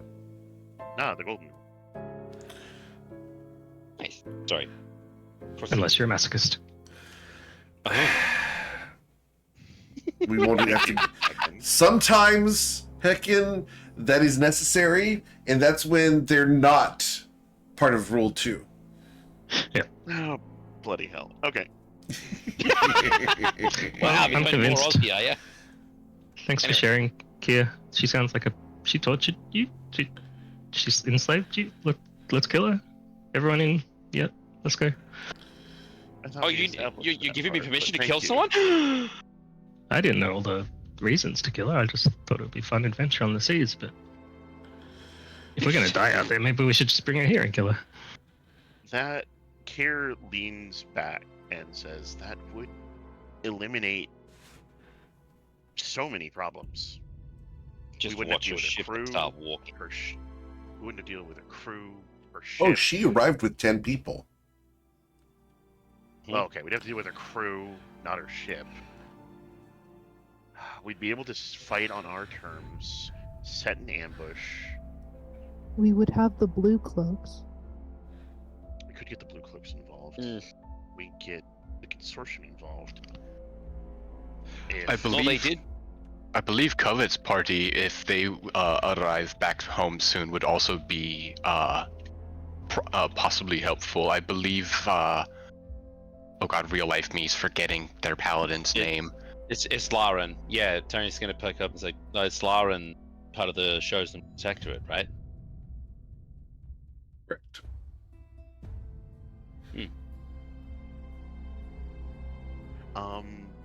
I have to ask, would you and Borges be participating in the ambush?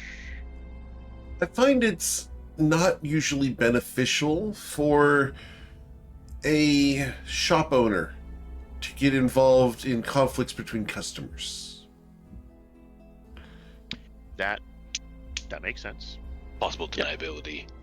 You see, Kier, I've been around for a very long time, and I did so by minding my own business. She looks at Tyro. Yeah, no. Don't Zoya- worry. Zoya is sipping her tea with a not very well suppressed smile.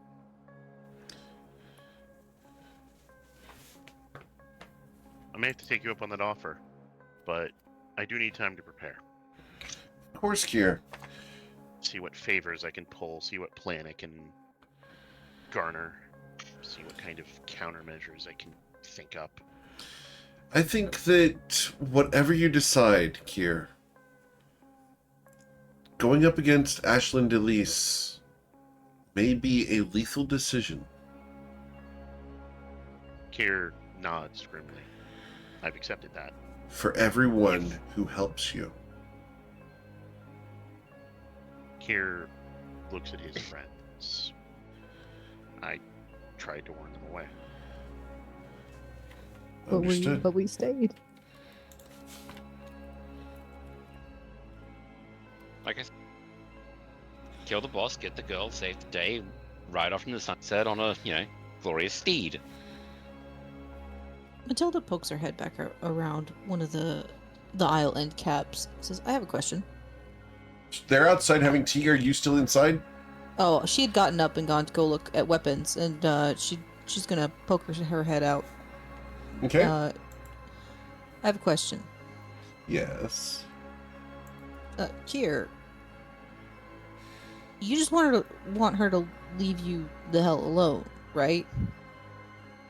Again, this is one part leaving me the hell alone, one part ridding the world of Ashlyn Gillies.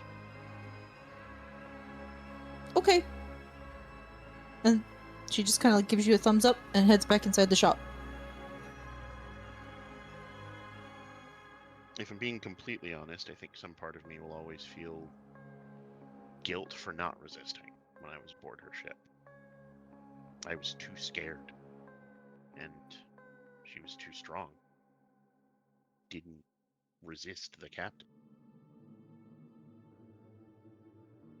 So I guess this is penance in a way. And look at you. You are the captain now. I gave my boat away. No, No, I sold it. Look, I can throw myself in a tinny and say I'm the captain. Doesn't make it true. You got a crew with you. We're all stuck on this metaphorical ship together. Yep. And plus, we've got Hecken, the shipbuilder. As you can see, Judith, I have little choice in the matter as far as my friends.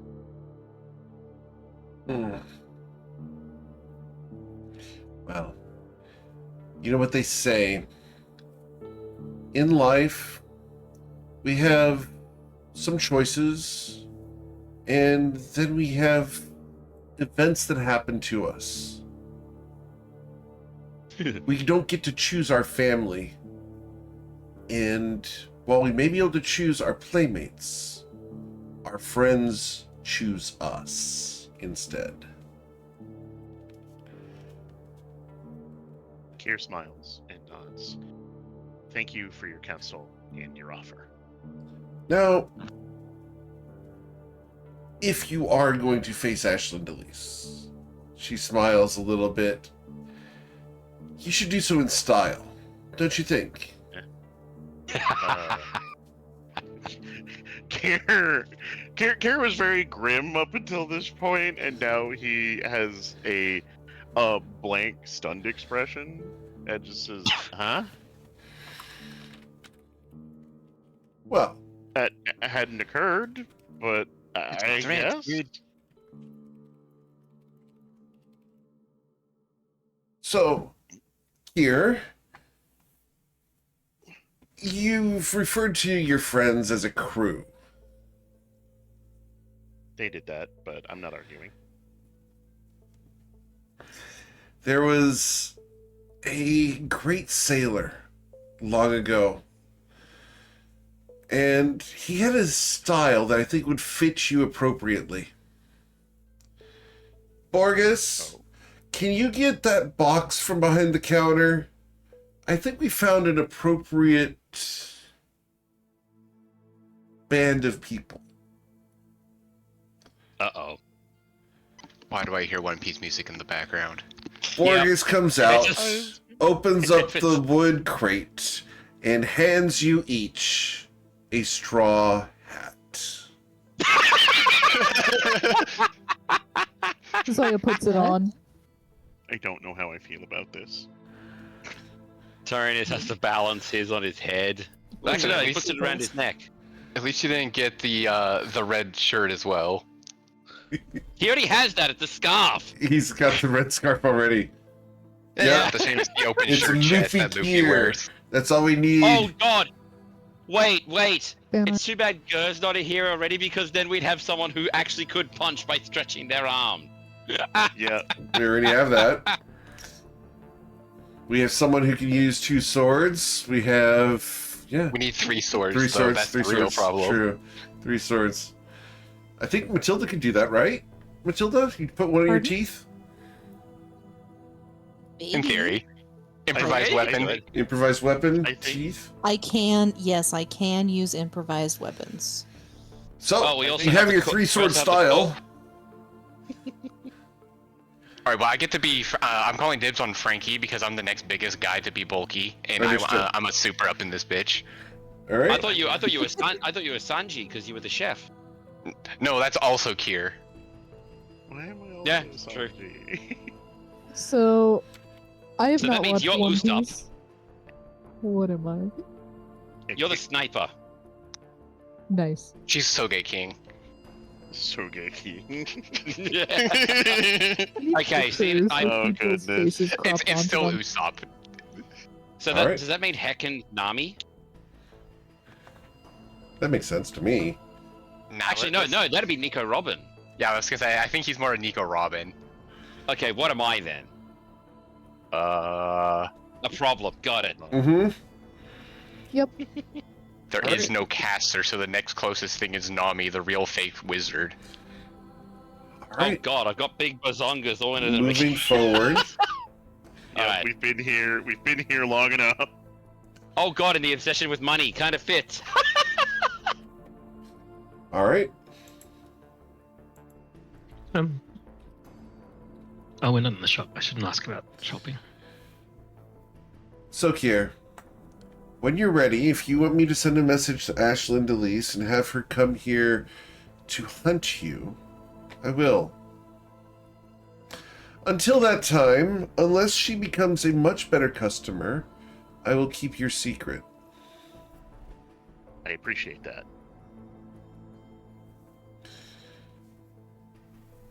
Well, this was a I hope- pleasure.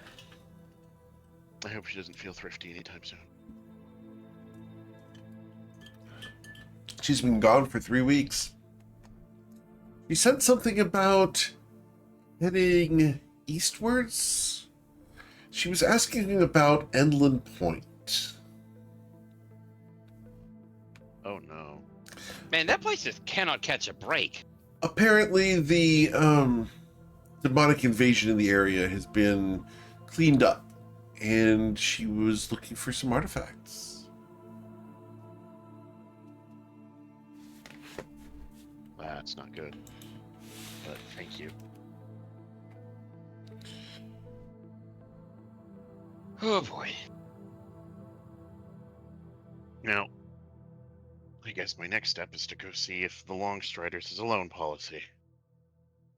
Probably not, but Probably not. Friends Well, you could involved in the always- same mission often have loan policies or gift policies. I understand, Heckin. I just want to make sure everybody's able to equip themselves for this. And hopefully, anything we get from Ashlyn, we could sell off to pay whatever debt I accrue. That was the idea, or I'd be dead. Judith, That's probably why. Yes, they don't- sorry. Speaking of equipping ourselves for this fight, do you happen to have 10 scrolls of Revivify? 10 scrolls of Revivify. Sorry, that was a joke. Maybe No, 2 or 3. but I do have 2. How much are they? Revivify itself has a spell cost to it, right? it's- Reviv- Yes. 300 So diamond. 200 for the scroll. So So- 500. Yep. So she will sell you them for 500 gold. I'll take it. Okay. So if we get the diamond, Kier could probably make a couple of scroll. Like you guys, you can cast Revivify, can't you, Kier? Yeah, cast Revivify. So you could make some. We just need the diamonds and the half the scroll. I mean, I need to get a scroll too, anyway. So a bit more involved. Well, Anyway, I've bought these. If you want to make extras, that's great. I'll hand one to Kier and one to Granite. Can you cast Revivify? I believe I have the Scroll. capacity to as a paladin. He does. Add it to your collection. I believe I already have 1 or 2. Excellent. Is that all you need from Judith? Hagen? Oh no. I would also like a cloak of protection, please. I have those. They tend to go out and come back in on a regular basis. So you can go ahead and Do buy they one. I believe work? they're 1,000 gold. Yeah, they go out and come back in on the people who wear them. Cloak of protection. I'll take 1,000 gold. Nope, don't look that one up. It's 3,500 gold. Nice try. Sold. Okay.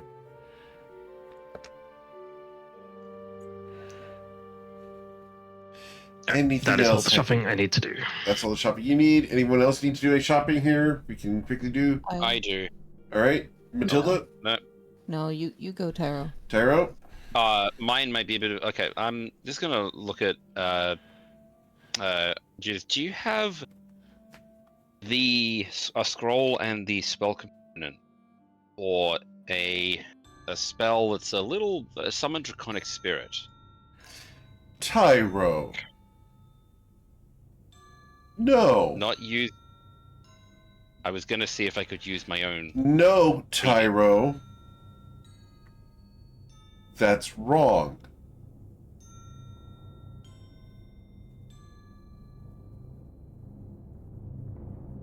Okay. Sorry. She looks a little pissed off at you.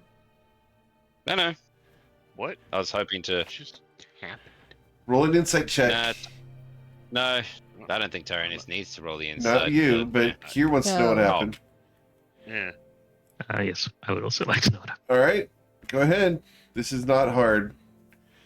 All right. So most of you guys know about her actual nature. Summon Draconic Spirit. Summons a Draconic Spirit who's been doing nothing combat-wise and forces them to serve you. It's essentially slavery of her kind. So what Yeah, he that just makes asked sense. for was, can you give me an item that allows me to enslave your people?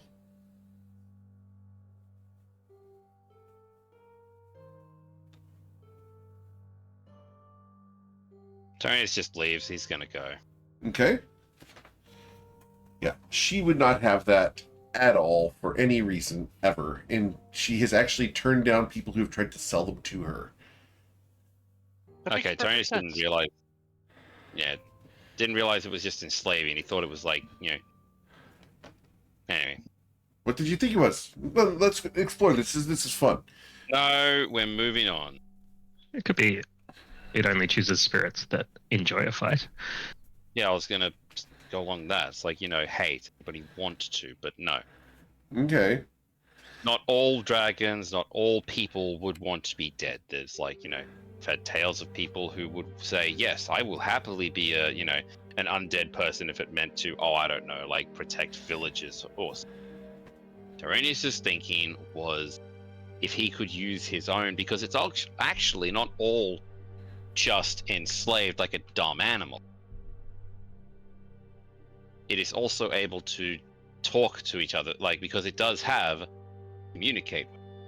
Yes. It does but from It's her magically perspective, obeys your commands. yes, but from Right. her perspective, it is enslaving it because you're summoning it away without it being given a choice to do your bidding. Right. But Tyrannus' method was Mhm. going to try and see if he could find one willing Right. to. Unfortunately, Which, again- she's not going to be the one that you're going to be able to get that scroll from. You can probably get it from somebody else, but not No, it's from Judith. fine. It's fine. No, never mind. So, yeah, Tyrannus has already walked off. He's going to the consortium. Okay. Anybody else need anything from Judith's? I do. Yes, Matilda. I'm actually going to need Judith's help with this, with finding something. She comes So- back inside.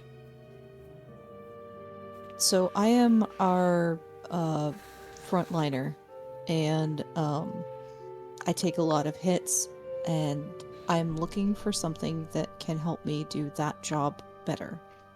I mostly keep things pinned down with grappling, and I'm not sure what kind of weapon or item would best suit that kind of fighting style.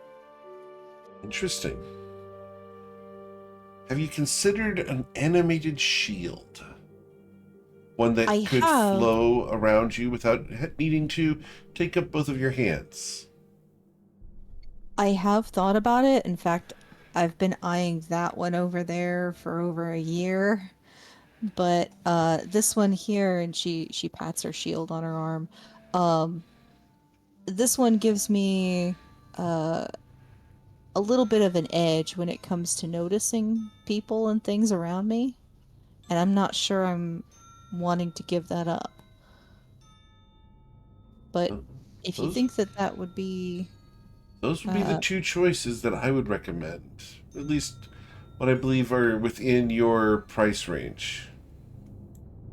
There may be one other thing.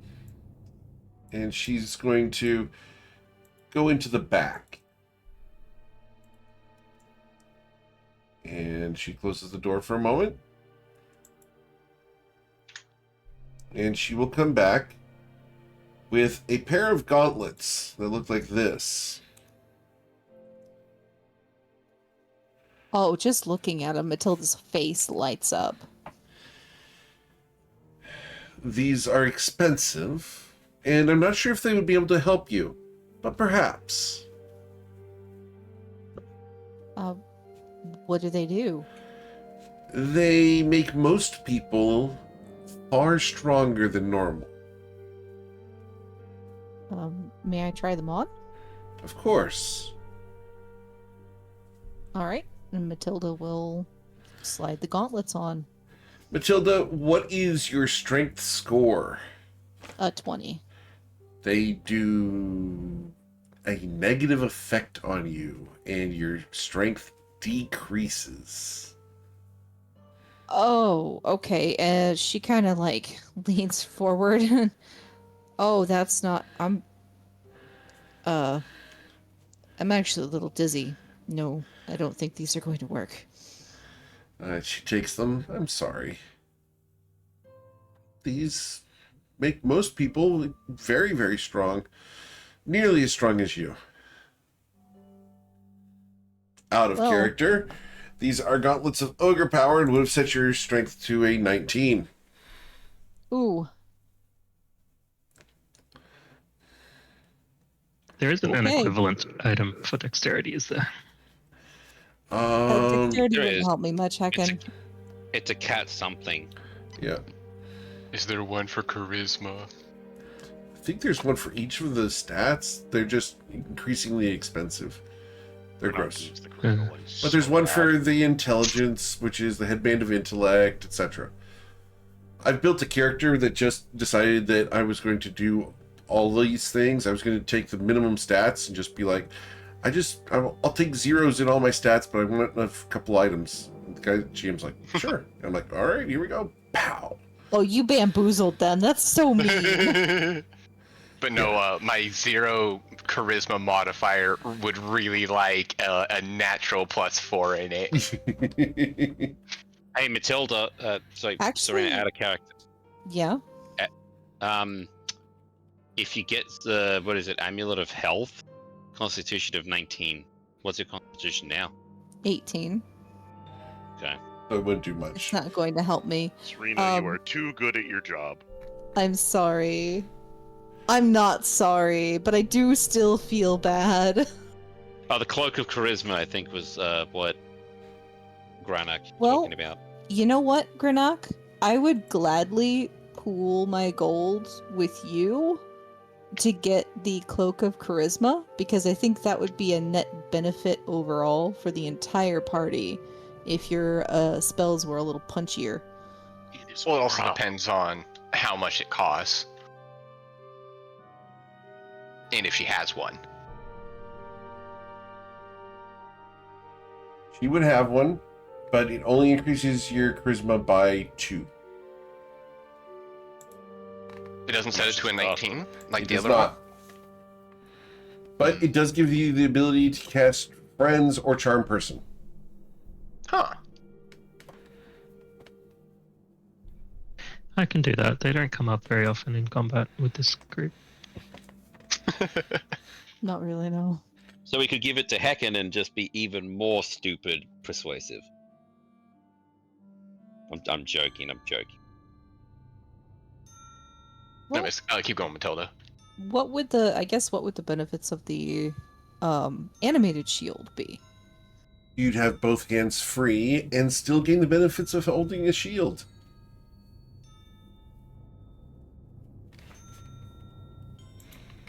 You just Matilda wouldn't have turns that. around and looks at Granok and is like, I can still keep the other shield, right? I don't think so. Mechanically, I think you only get the one shield. You only get one shield at a time. Well, I mean, it could be like hooked on my back. I could have a shield there. Yes, but you don't get the benefit. Correct. I know, I understand, and that's I just don't want to throw it away. I don't want to be like, okay, we're trading the shield that we've had since the very first adventure. I'm emotionally attached. Well, hang on. You don't need to be attuned to the animated shield, correct? I believe You so. just use it. Oh. Oh yeah, it does require attunement. I see. If it requires attunement, that's a negative because I don't have any attunement slots available. Right, that's what I was. I have the Mantle of Spell Resistance, the Cloak of Protection, and the Boots of Striding and Springing. So pretty much any magic item that you're going to be getting that's going to help you beyond what you currently have is going to require attunement. Well, what should I replace? Well, actually, hang That on. depends if on you've you. not got the, if you've not got the, if you've not got the, are you attuned to the what do you call it? The shield. No, my Sentinel Shield gets additional bonuses if I have it attuned. Like, I can't be surprised, that kind of thing. But just base, if you're just holding it, you still get the bonus to your perception. Huh. Okay.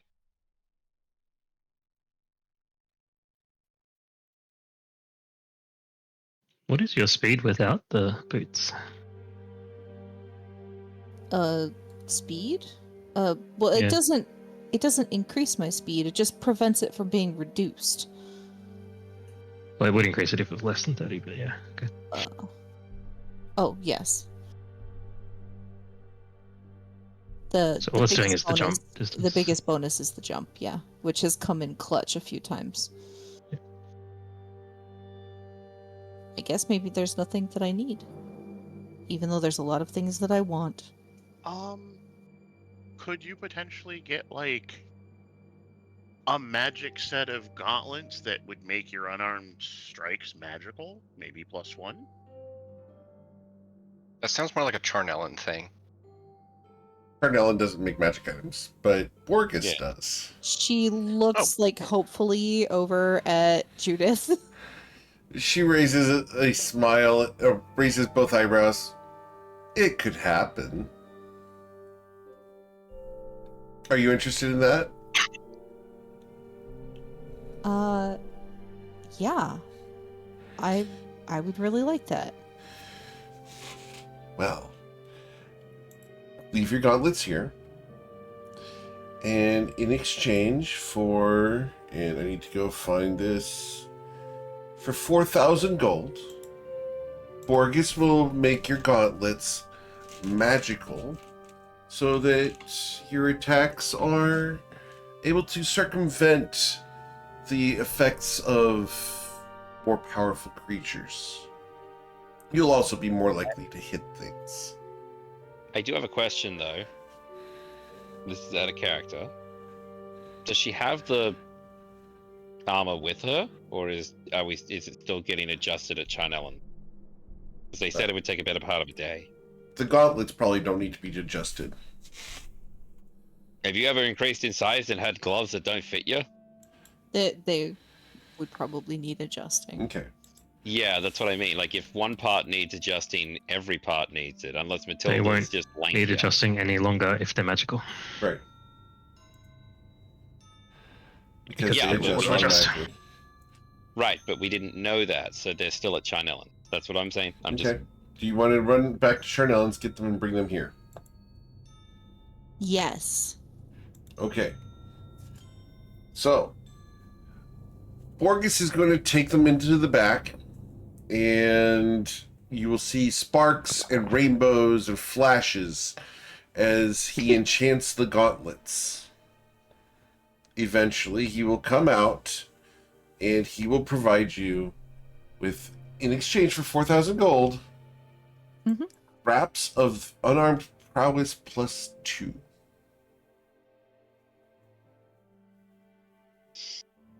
Oh, that is incredible.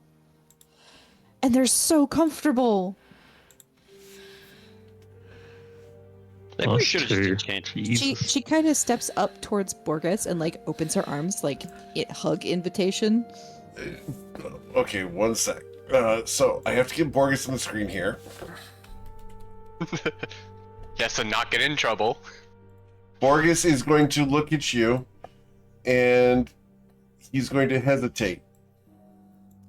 Because y'all have history. Right, Matilda will take a knee and repeat hug invitation. So Borges looks at you, and let me get this fixed because the focus screwed up there. So Borges looks at you, looks at Judith, who rolls her eyes. And Borges is going to come up to you, and he's going to start with a hug. And then he, because you're much taller than this dwarf, Uh-huh. Well, yeah, even kneeling. even kneeling, his head ends up in a convenient location. And Okay. Judith's eyes roll, and she goes, he asked for it. And Borges is going to go, Damn it, Borges.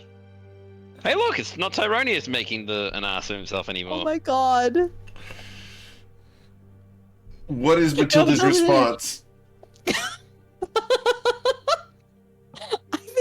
I think she's going to laugh and then smack the top of his bald head as hard as she can.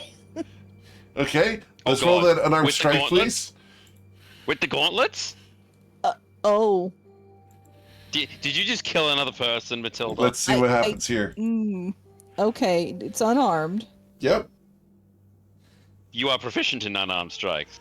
So- I am. The unarmed strike, please. Not great. You hit him on the head as hard as you can, and your hand does not budge. It's like hitting a stone wall. It glances off of his obsidian-like head like hitting a rock. The glass-like surface unmarred by your strike. Oh my He god. straightens up. His bright white smile extends. He turns around, goes over to his stool, sits down, looks at Judith. Worth it. Matilda's still laughing, but she still had to smack him out of, Principal. principle. Yeah, principle. Hey, Borges. You Yes. just call him boogers? No? I heard that Um, boogers. Could, this our Goliath is going through changes rapidly, and regularly needs a new size of armor. Have you ever enchanted adamantine armor? Oh, you Is that possible? can't. It's impossible. Okay, that's what yeah, alright. It can't be done. We'll have to get it done at Channellands. Charnel Anyway. can't enchant him. No, they're resizing. Oh. Yes. Well, Kids, they grow up so fast. he looks at you. You can say that again. And then he rubs his cheeks.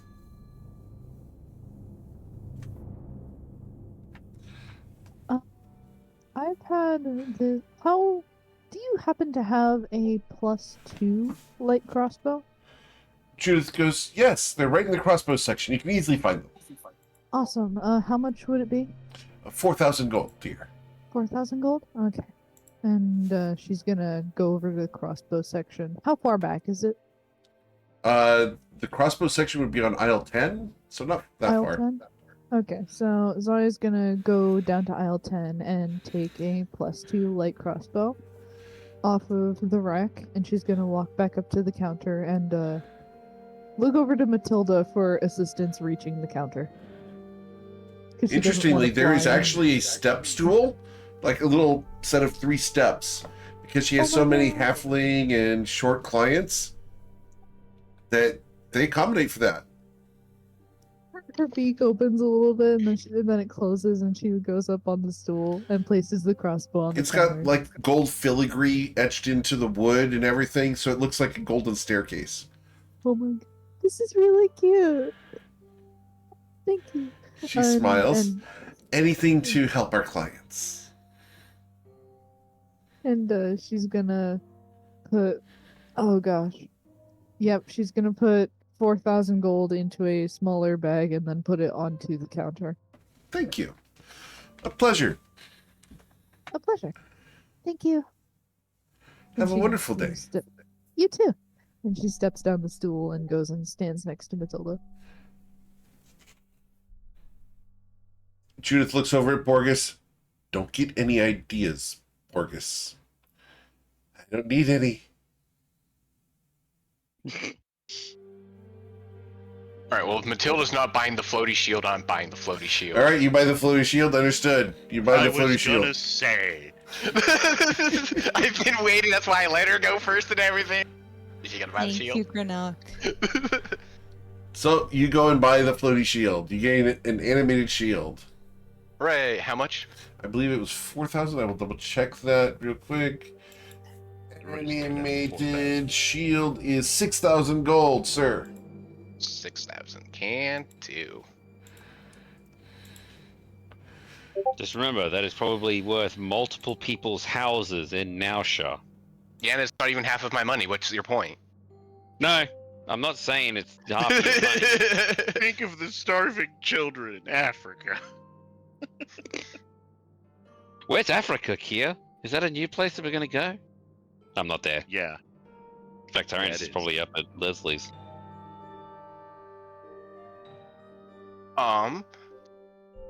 Does she have another bag of holding and or a bag of colding? She does have a bag of colding. She does not have any bags of holding. All of those have been recently purchased. I assume so. I will still pick up the bag of colding. Okay. Cool. The bag of What is- colding costs 8,000 gold. 8? 8,000 gold. Never mind then. I thought it was going to be less than that. No, it is a very expensive Refrigeration, item. No joke. Yeah, because it's essentially just a moneymaker. Yeah, no, for some What's reason that? It's not I even- I thought it was still going to be like 4 or 5 for some reason, not No, 8. it has to be 8 Oh. in order to balance the profits that the parties make. Greenock. Come on, that's what the bag's not even half your money though. So the shield is half your money. You should be able to afford that. Greenock. Correct? I'm listening.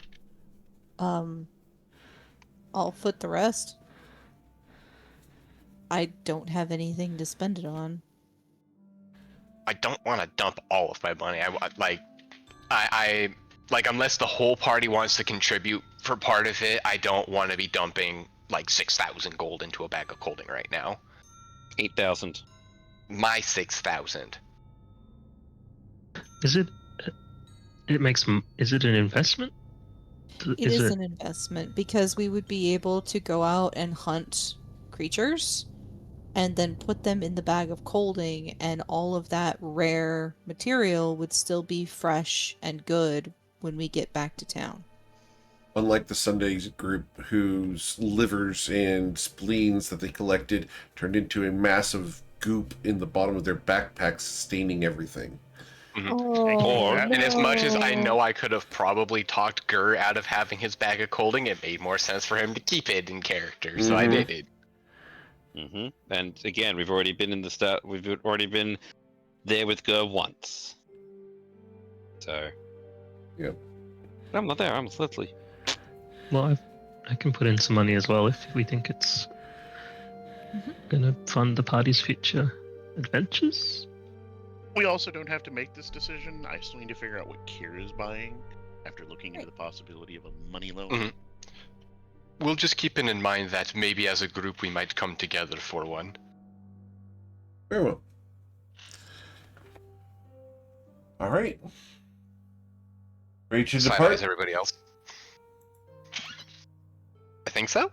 All right. Yeah. Cool. So you guys head back out into the town proper. Well, we lost our Dragonborn. Technically don't know where you went. But I Tara, did where are you? go- How are you casting that? Messages I'm are a just- sight spell. Megaphone. Tara, where are you? Just shouting. I don't think he's That's close, or he doesn't wonderful. want to talk to us. I I guess can we're splitting check up the party. consumption. Well, let's the What's rest of us stay together. Alrighty. How does going to the B's and G's sound? We haven't been there in a while. And we could show it to Hecken.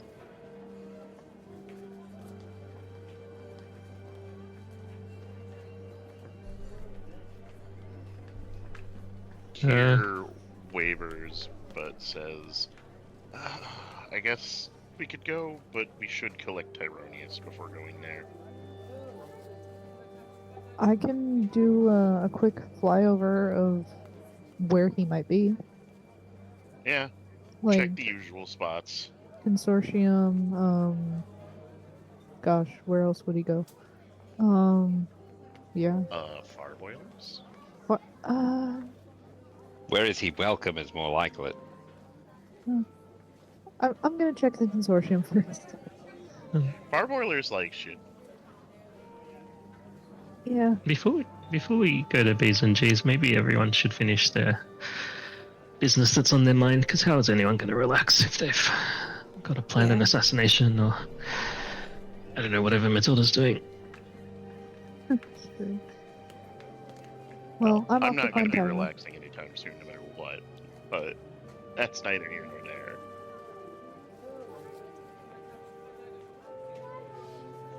Zoe's gonna fly off to the consortium. Okay. All right. So Tyro, you Mhm. went to the consortium. Yep. Along the way, you're going to see a man with bright green hair walking Not along. unusual. I'm sorry? I'll say not unusual, but proceed. Very unusual in this place, actually. He's dressed in full plate armor, and he is dragging along a woman, trying to support her weight. She looks drunk. She's got a hood pulled low, and he's kind of swaying back and forth as he's walking. They get in your way and bump into you. Immediately pat myself down, excuse myself, and pat myself down to see if everything's still there. Everything's still there. The man looks at you. Pardon me, my friend here is a little out of it. Insight check. Sure. Roll an insight check. With a 19, his friend is very out of it. Very drunk. Just I like, did not say that. not. What do you? Okay, what do you mean out of it then? Are I don't you know. asking me or are you asking him? Sure. What do you mean out of it? Are they Oh, okay? she's just not herself today. You'll have to excuse us. Pardon me. Are there any identifying marks or emblems on these people? The he's in full man plate. appears. Roll a religion check. Because he has a holy symbol on him. Natural 20 for a 24. This is a paladin of Odigi, the god of suffering. Odigi, god of... Huh. And he's carrying this woman, and he seems to be leaving a restaurant that says Giancarlo's. Do I know of this restaurant anyway? You've seen it before. It always serves great garlic bread.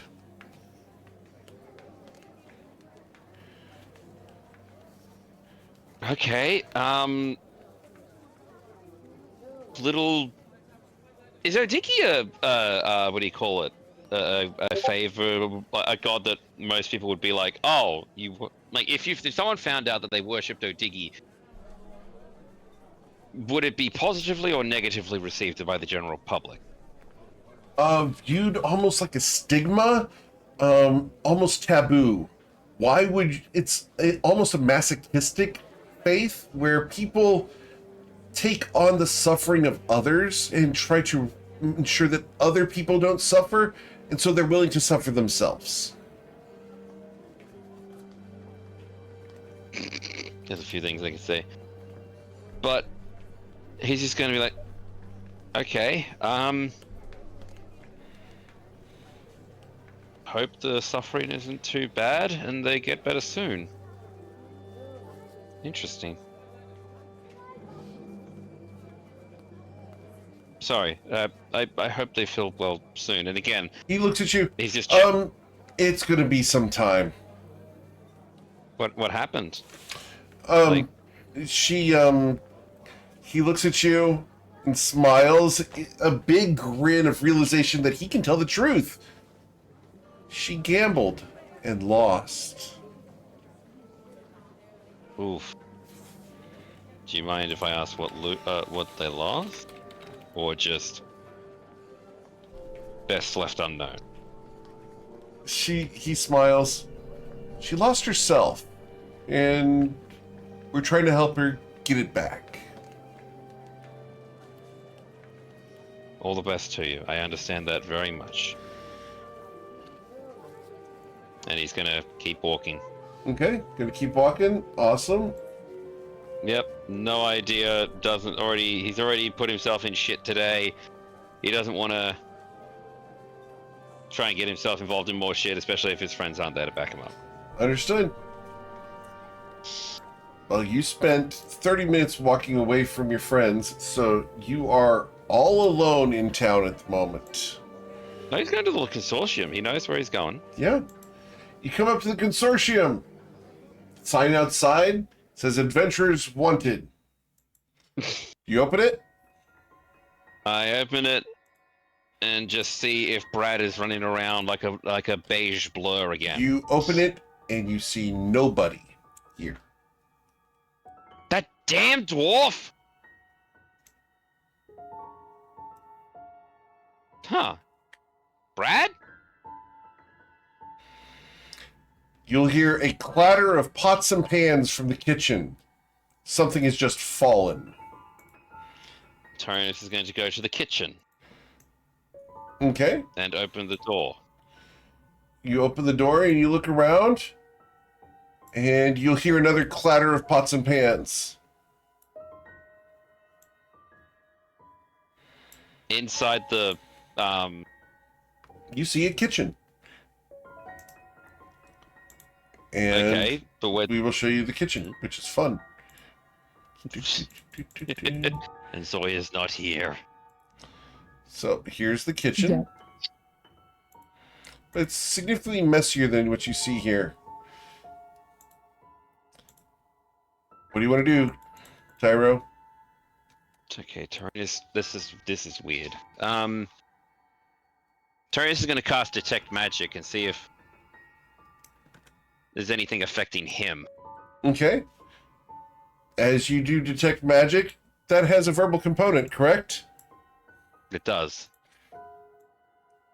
You're going to hear... Zeh! Tyronius. Do you recognize Tyronius? the voice? Tyronius Evilite? What are you doing here? I usually come to the consortium when we're done with jobs. Oh, Sorry, what was your name again? Olivia Schmedward, adventure extraordinaire. Nice to make your acquaintance again for the 4th time. Wait, in how? Yes, in Olivia, and he takes a hand and shakes it.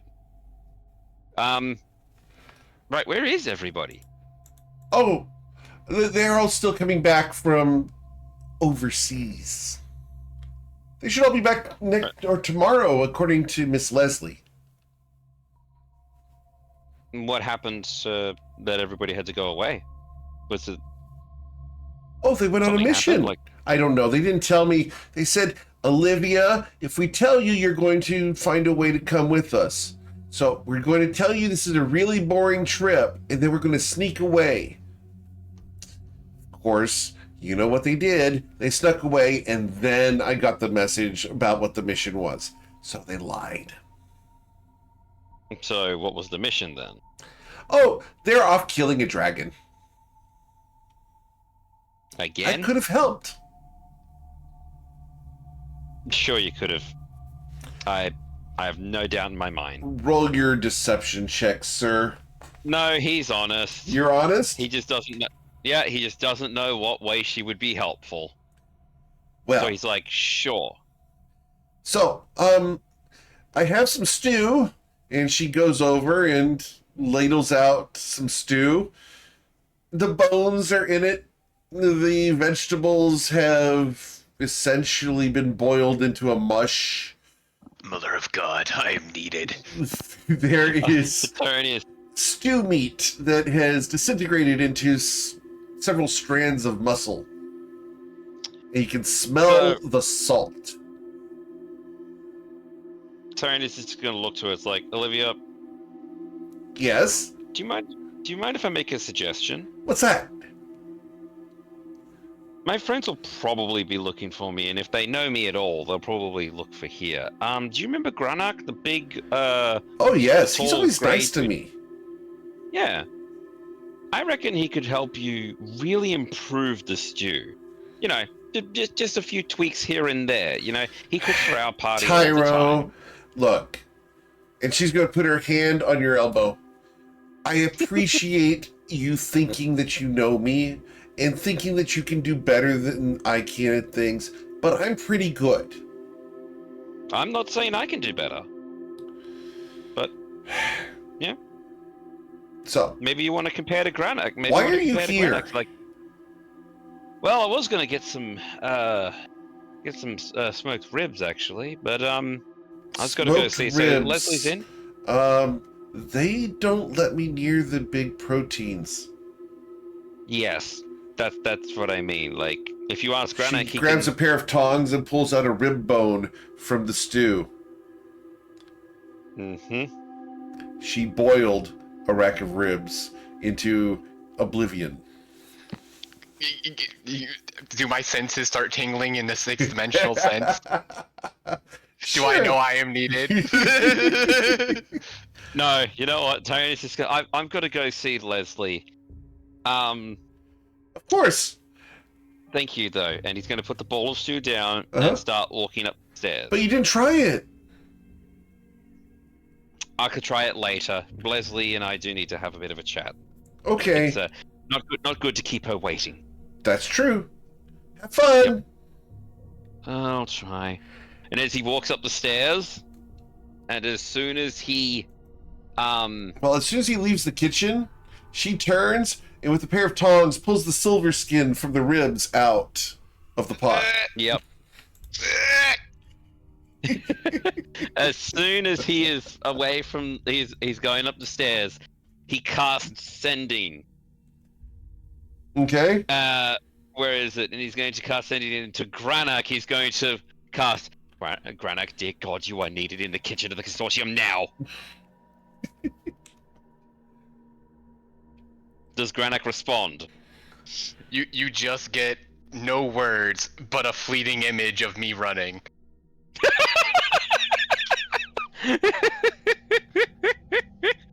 And I'll just tell the All party right. that we're confirmed where he's at and start heading that way after Zoya. continue on. Okay.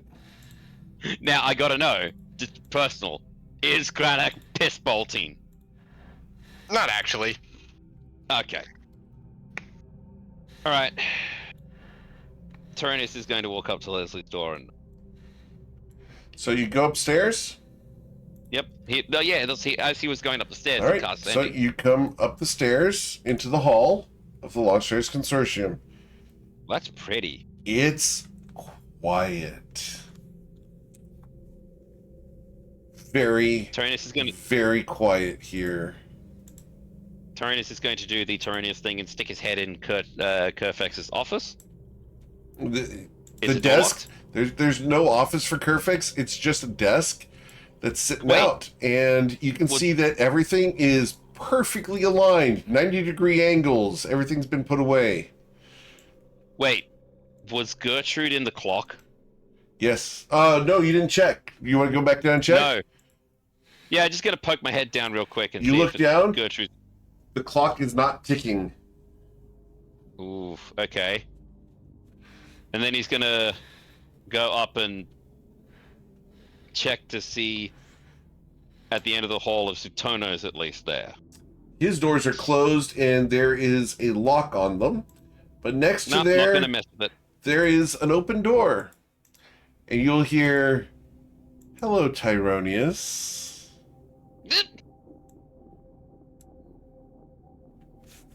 Hello. Hello. Come in. Where is everybody? Sit down. He's gonna. Thanks for taking the shot. Pardon? Thanks for taking the shot that I know I was gonna get hit with. Yep. No. Trust me. I took this for you knowingly. So, I was like, I'm gonna. Yes. what happened in Shatter Should I? Well, Grana can confirm this probably in more detail, seeing as he's got his research note. But, and I'm going to explain to her exactly what the party actually was there and supposed to do. But she then how... stops you. Tyronius. You squealed. Yeah, accidentally. She gets up, picks up a dagger from the table, and begins picking her nails with the dagger as she comes around and sits on the side of the desk nearest you. I told you something in confidence, and you spilled your guts to Covet von Sin about something Wait, hang on. that I intended to keep private.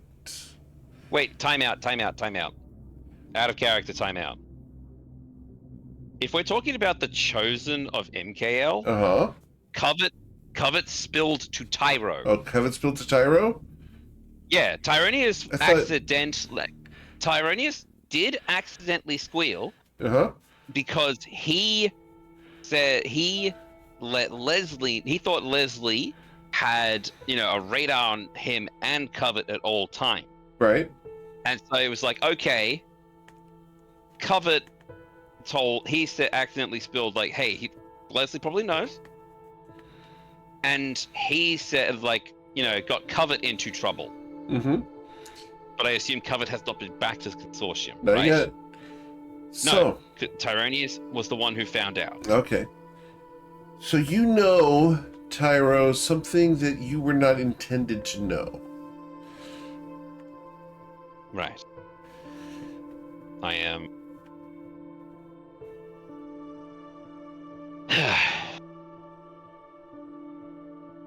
I know how deep of the shit this can put me into. I don't think you do, Tyro, as she leans forward and places the point of the dagger into the armrest of the chair that you're seated in. So what do you plan to do to me then? He's not got any expression on his face. His heart's racing, but it's like gonna happen. Well, the question becomes, Tyro, can I trust you?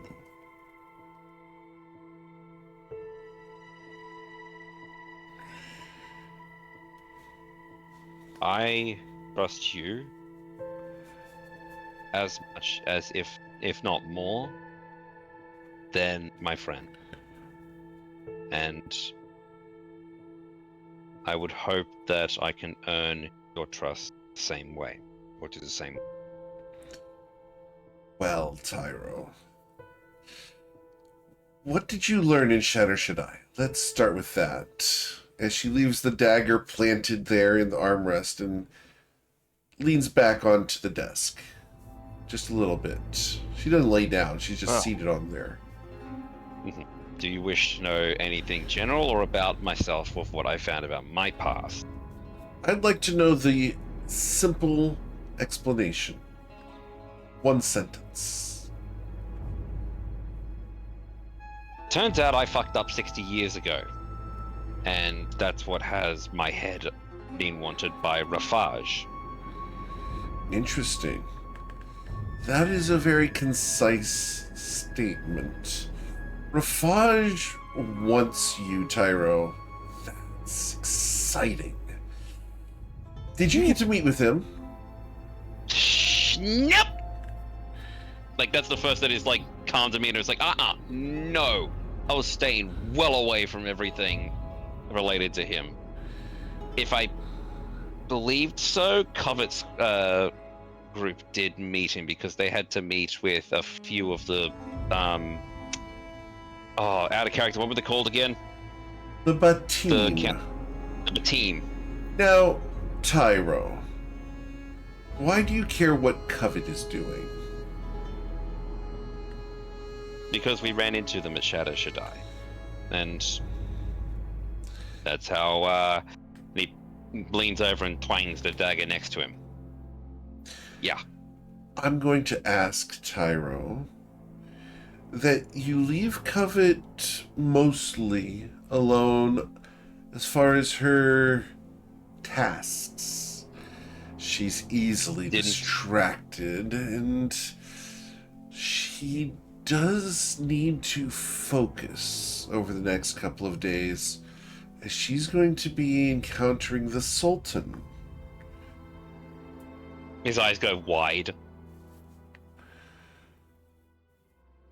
What? Oh, yes. Tyro, I don't play tic-tac-toe. I play chess. And you, my friend, my very young friend, are a bishop on the board. I can always trust you to send things diagonal. He's actually starting to giggle. Yeah. And but I do need to stay on my path. Yes. How are your studies coming? Interesting. With all due respect, how in the blue blazes did... And he holds up the grimoire. This has non-wizard spells. Says who? How? He pulls out, may I stand? She looks at you questioningly.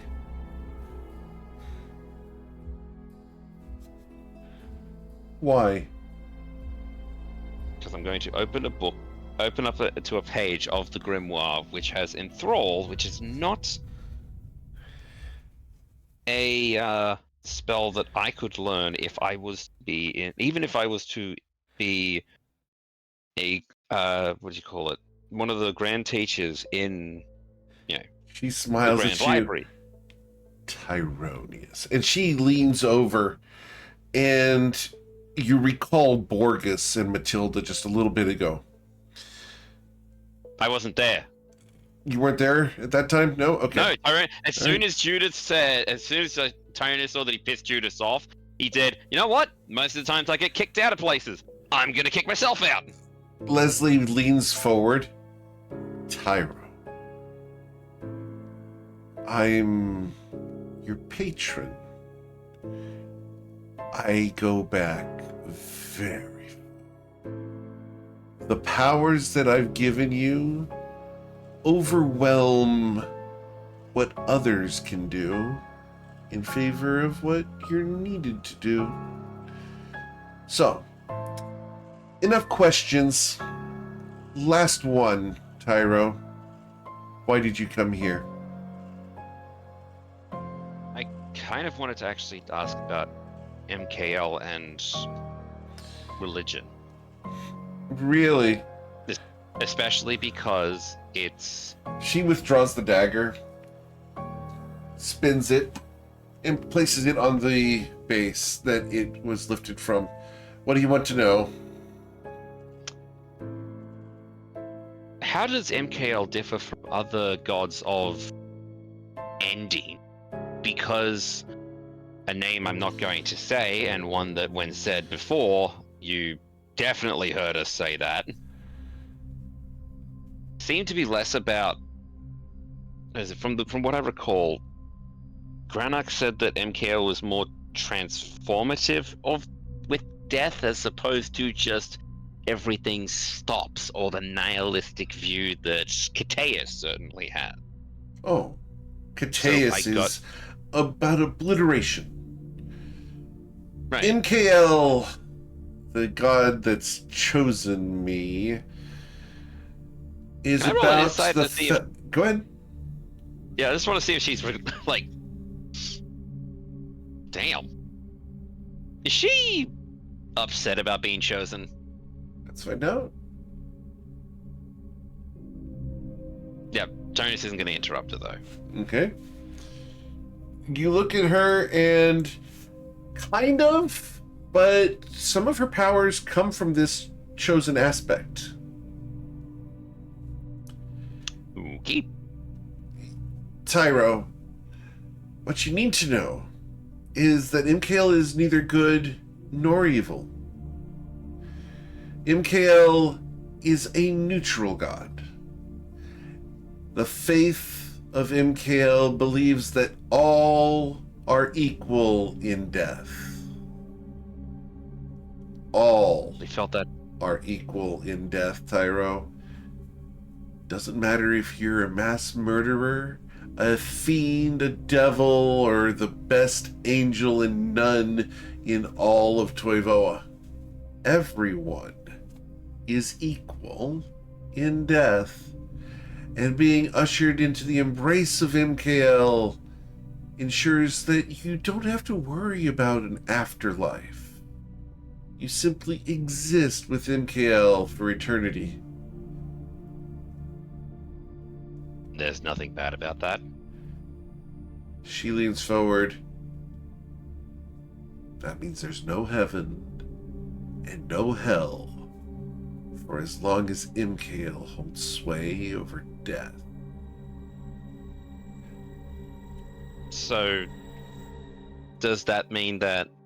It means, Tyro, that the forces of heaven and hell are at war with MKL. Oh, shit. And on that reveal, we're going to end for the night. Mother, At 10 diver. At 10 o'clock sharp. Wow. So, I hope you guys are enjoying the lore drops. You guys I have done am. amazing. We will be coming back next week for the next episode of the Friday Night Lights. You guys are awesome, and I'm always thankful you guys choose me to be your GM. There's a ton of amazing ones out there, and I'm always thankful you choose me to be yours. Do check out the Patreon over at patreon.com/GMEric. We did a sneak peek of a piece of art for the Dark Frost campaign earlier this week. Great. It does look really, really good. That artist is going to be doing all the monsters for the Dark Frost stuff. I'm working with him. Yeah, I almost commented on it. It's like, oh, that looks awesome. Keep it the hell away from me. Yep. But yeah, go check that out over at the Patreon. Check out the YouTube channel where we have the podcast, GM tips, and archives. Those go up every single day. We also have the clip contest, and we have the hats and dice over at gmeric.com. So go check those things out. They are very awesome. They are really, really comfortable. And the hats even fit me, which is saying something. So have a wonderful night, guys. Please stay safe. We will be catching you guys next week for the Friday Night Lights, and tomorrow morning with Us Against the Gods, as they are working to clean up the gardens around the palace of Shatter Shaddai. Take care, everybody, and good night.